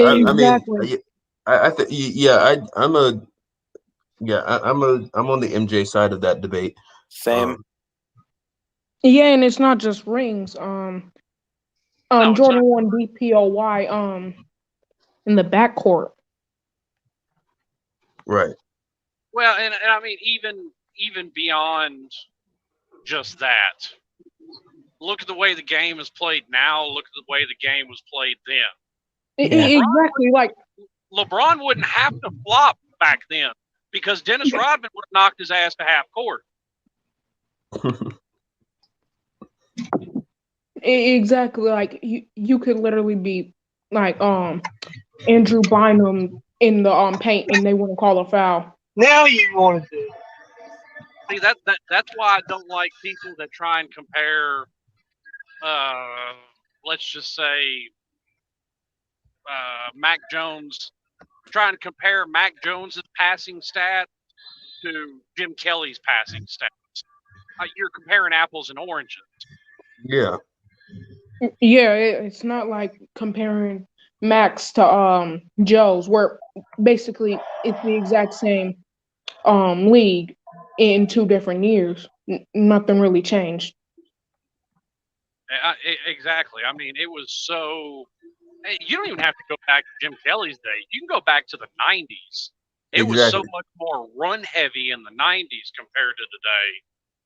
Like a quarterback throwing for like I don't know, like 2,700 yards. That was considered a good season, an above average passing season. Yeah. Like Ty Detmer's BYU freshman touchdown record is like 15. Like that's what broken in 3 games if you play cupcakes. Mm-hmm.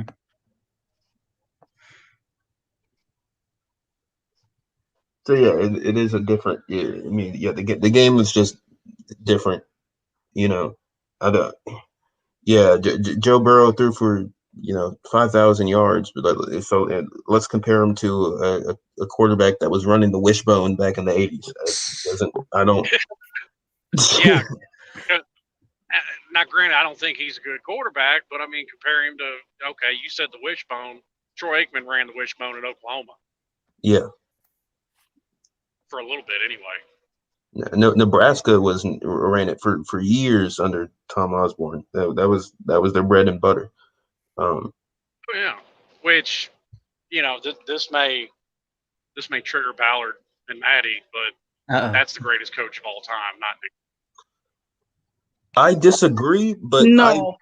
I disagree with that sentiment. But I agree that Tom Osborne is being shafted, has been shafted in a lot of greatest coaches of all time debates.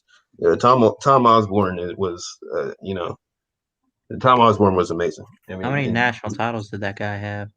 He had 3. He had 3. Huh? But hang on. We just covered that, Ballard. It's not all about ring. Tom Osborne kept Nebraska up for over. But Nick Saban's come nowhere near that with Yeah. Alabama. Nebraska was a national power for over, like 20 plus years. But you got to look at where Nebraska was before Osborne got there. Like they were still good before he got there. Like absolutely, but to prove him as a coach, he kept it going for another 3 decades, and then still had it set up for another half decade before Bo Pelini ran it into the ground. But you got to look at this. So Saban took over in 2007. What were we 7-6-7 or 7-6 in the I think we went to the Liberty Bowl in 2006. In 2005 we won 10 games. Exactly. So it wasn't like he had a bad team, but it wasn't a necessarily good team. It was a team that was averaging 8 wins at the time. So you're talking, a middle of the road team. Right. Now, I'm not saying that Saban's a bad coach. I'm not saying that at all. To me, he's probably the clear number 2 or 3, depending on where you've got Bear Bryant. For all time, though. Yeah, but because of Tom Osborne doing it for, like I said, over 3 decades, that's why I have him at number 1. Is this statement true here? You've returned Jeff Webster and you're heated.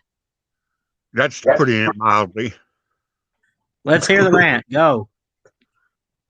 You're on the spotlight. Tom Osborne, kiss my ass. He had no conference competition whatsoever. Exactly. It was only Oklahoma. And then in the 90s, they sucked. Oklahoma, Texas, Oklahoma State. No, but they weren't in it. Where the hell is Oklahoma State ever They weren't even in his division.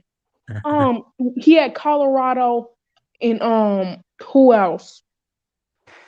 And then Kansas State in the 90s. So He it was never ran. Colorado. He hasn't run off 98 straight against undefeated against unranked teams. He hasn't done something like win 28 straight over the SEC least. He didn't win 6 in 12. He hasn't had every single one of his recruiting classes win a championship ring during his time in Lincoln. Yeah, and Osborne was great, but he is great, and his longevity. And then Les Miles won a national title with his players. His longevity is greater. His longevity is greater than Saban, and if you want to say the length of his body of his work is impressive, I would absolutely agree. But as far as impact, come on.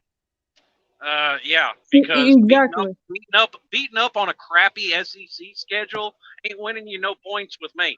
Slim Shady Kings, I have had it. I've had it with you.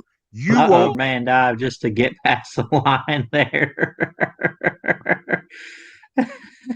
Well, get ready for the transgender track and field championships because that's coming. Crap!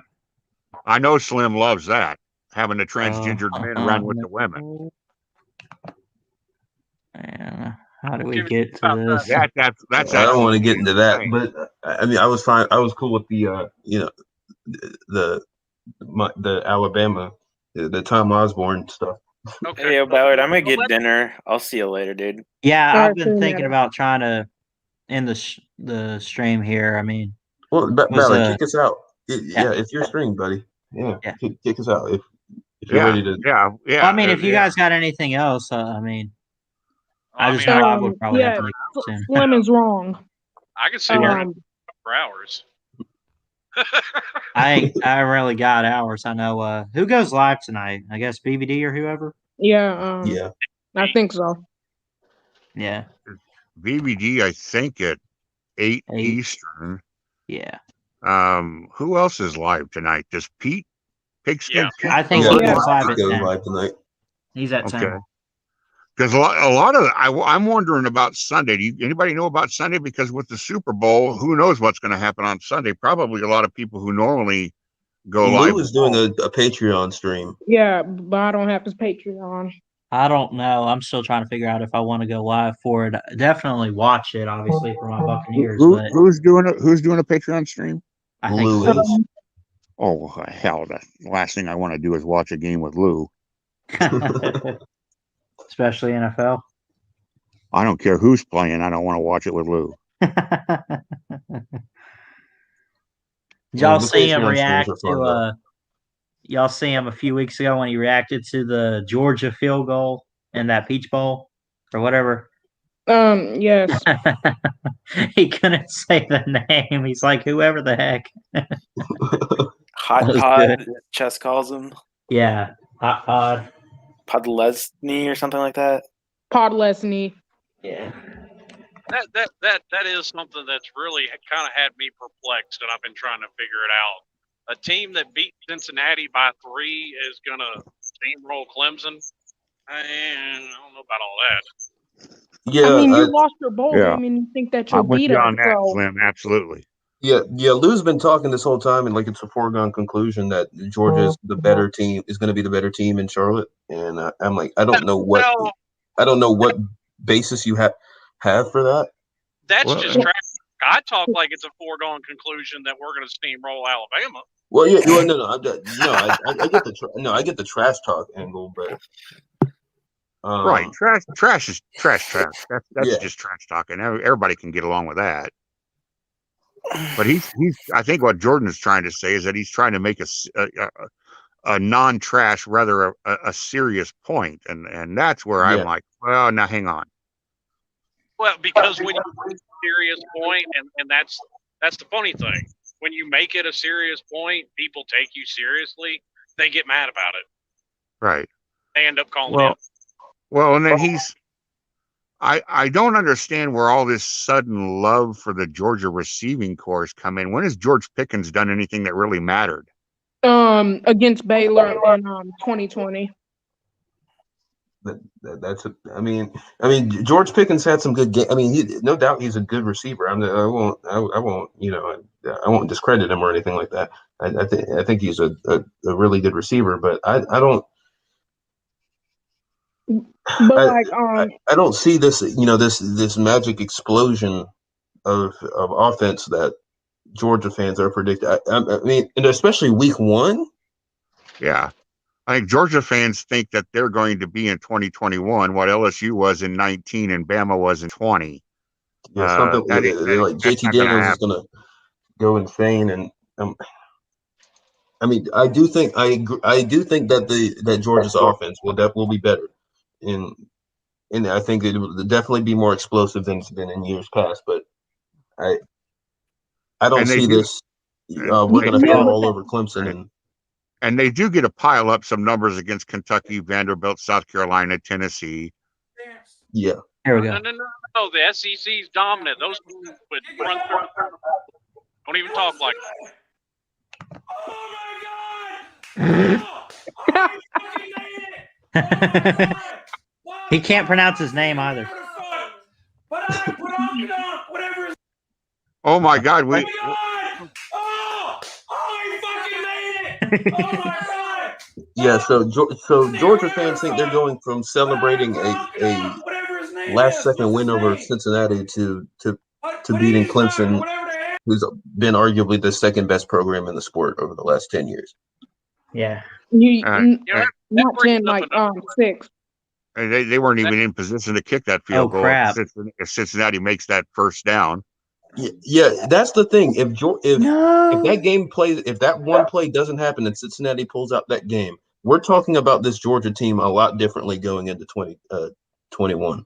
Exactly, they would be like Auburn 2017 when they lost to UCF. That's got a haircut. Well, the same thing with Miami. If Miami's receivers don't drop 2 or 3 touchdowns, we have a. And that's Golden Blue Dude. I didn't say that. That's not the quarterback's fault. That's not the coach's fault. That's not the offensive line's fault. That's not the Miami defense's fault. It's the receivers drop touchdowns in their hands. Golden Blue Dude, I want to set the record straight. I didn't say that Cincinnati was not a good win. Cincinnati was a legitimate top 10 team last year. They were very good. That is a good win. Oh yeah, but but at the end of the day, they're not built like Clemson. They're legitimate top. Or Bama. I don't. I there's more than 10 teams that would have beat Cincinnati. Oh crap! I agree. I agree. I mean, it's a quality win, but to equate beating Cincinnati with beating Ohio State or LSU or Alabama or Clemson, I don't know. It doesn't come close. I mean, in Georgia, with all these top 5 recruiting classes, their second team should be able to go out onto the field and pound Cincinnati's head into the ground. Right. Yeah, and it wasn't I like they would were agree that with opt-outs either. there was no need in that game for it to even come down to a field goal. Now, no disrespect to Cincinnati and their own division, conference, whatever, they were great. But come on, I feel like just a little bit, even though they won, just a little bit, Georgia kind of made the SEC look vulnerable and just weaker than they were. Well, I mean, they just. And this isn't trying to take away from Cincinnati either, right? But the AAC isn't what it was 2 years ago. That's fair. That's fair. The conference. Yeah, that's fair. That's absolutely fair. So, yeah. Because then the argument against a team like Cincinnati is if you put them if you put them in the Atlantic Coast, if you put them in the ACC, if you put them in the SEC, if you put them in the Big Ten, can they go through that grind every Saturday and emerge 10-0, 11-0? And I say no, they can't, because the lack of depth will eventually catch them. They'll go like 5-7 or 6-6, and then grab a bowl game probably. Now they might go 7-5 in the Pac-12. Right, but they're not going 11-0 or it's. Now see this Golden Blue Dude says the AAC is way more sack. Now I could agree with that, but no, it's not. Like UCF 6-4 this year. Memphis, they weren't that good as they were last year. Oh and yeah, who else? okay. Nobody. It's not like they have Coastal Carolina or Liberty in their conference. Yeah. And SMU isn't what it was before. Yeah. Right. Yeah. Coach Red Ashley out of there. Houston isn't what it was before De'Aaron King left. So I mean, Colby Ellis. Jerry, not what it was 3 years ago. yeah, Jerry King left Houston and took their mojo with him. Well, they also hired Dana Holgerson, which will do that pretty effectively too. Yeah. He got carried by Will Greer. Yep. And I mean, Mark Richt Geno Smith before that. I still have nightmares. Oh, the South Beach beatdown. Yes.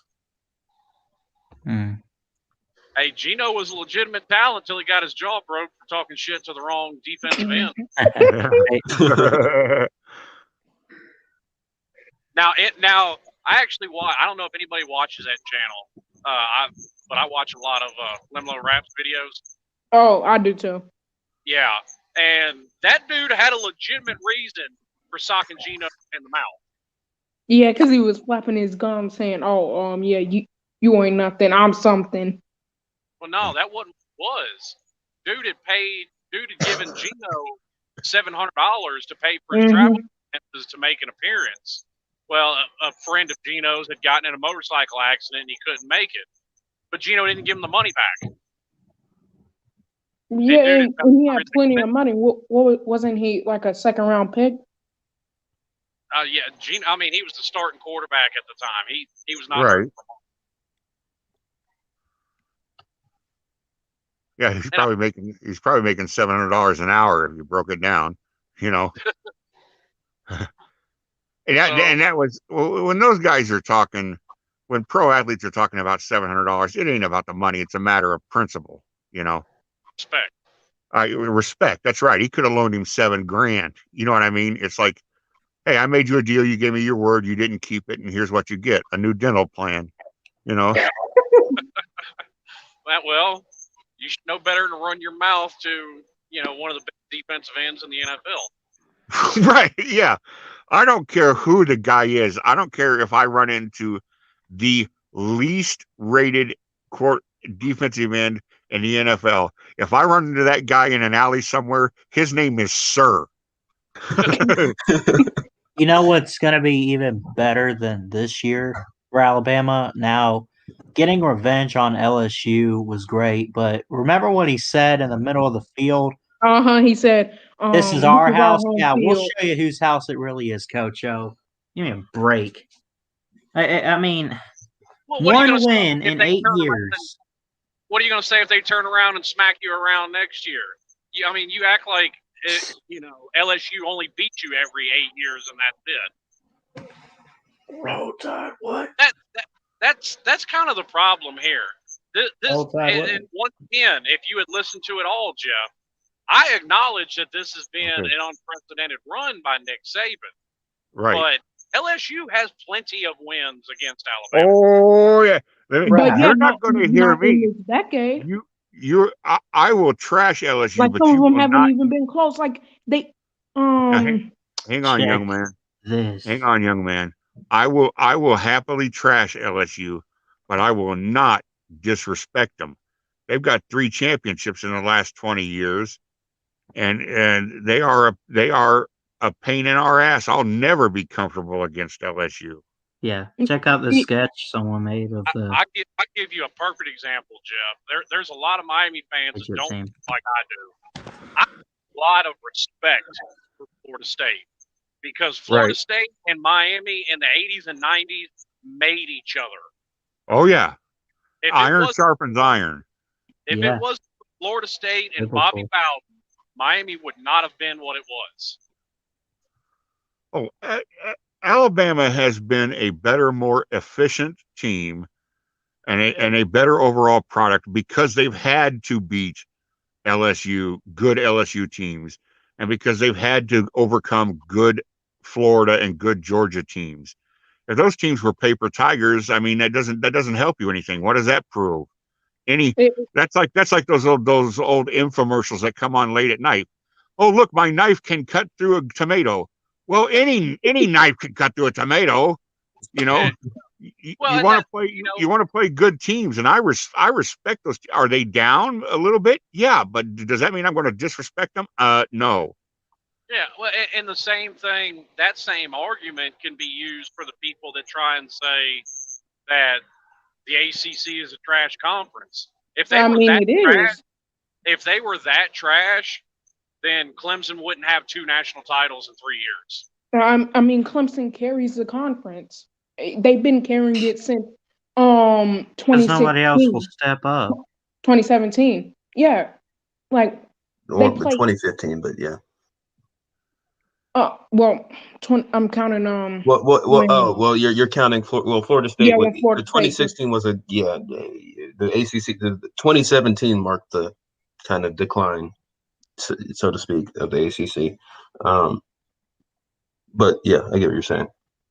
Yeah, but if it was as bad as people try and make it out to be, then Clemson would have beat Alabama.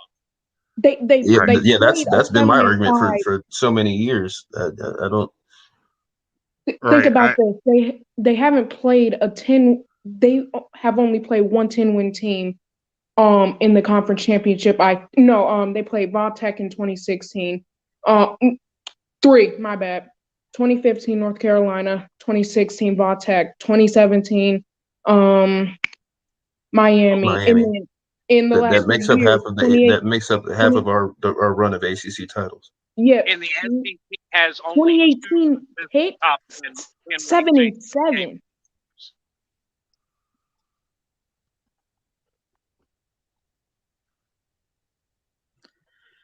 Oh. I mean, but 2018 we know what happened in we beat a 7-7. Well, they were 7-5 going into the game and lost to Clemson and then lost to they lost in the bowl game. But my argument I get and I've said the bottom of the ACC is weak, but look, that's not Clemson's fault. Right. It's not Miami's fault if Florida State disappears. It's not Alabama's fault if Tennessee goes into the shitter. And if Auburn hires a no-name coach. I mean, it's up to you to get better. You can only play who you play. but my whole thing is you're gonna blame Clemson and Miami because Duke isn't a football powerhouse. How's that Miami and Clemson's fault? Right. Exactly. And if you stick Miami and say in the SEC, do they lose any more games than they did? No, I don't think so, because there are just as many bad teams in the SEC. I mean, I'm trying to. Obviously, it depends on which comp. But I would take Miami over pretty much everybody except. Okay, I wouldn't take them over Bama, Georgia. I'd say they're Bama, Georgia, Florida. Yeah, no, not Florida this year. No, but Florida now that they're all gone, Miami's the best team in the state of Florida. I'm definitely. We'll have to see. I'm not high on Florida, so I definitely think that there's definitely an argument that Miami is better than Florida at this point. I think Emory Jones is going to be a disaster. Yeah, and Florida fans think that they're back because they have Kyle Quits 2.0. Funny how they have 2 quitters at tight end. Yeah.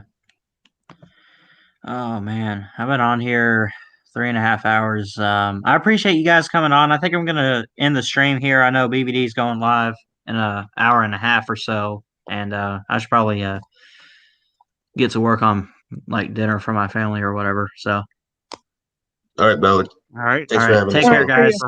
Thanks for hosting us, Ballard. Yes, sir. Gentlemen, I hope everybody stays safe. Mm-hmm. We'll talk to y'all later. All right, have a good one, guys. Thanks. All right, bye. See ya. See ya.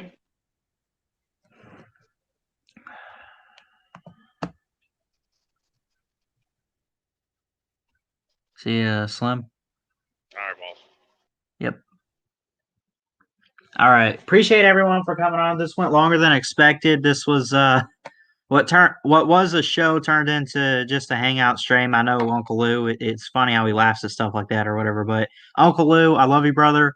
I appreciate you wanting to do a show with me. We'll try to keep it a little different next week. I figured for the first show we get people on, but I really don't want to turn these into hangout streams or whatever. But I appreciate everyone for coming on. I love each and every one of you guys.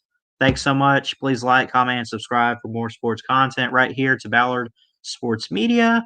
And until next time, Ballard Sports Media is checking out. Have an awesome weekend. Have a good night. Love you guys. And roll tide roll. We'll see you.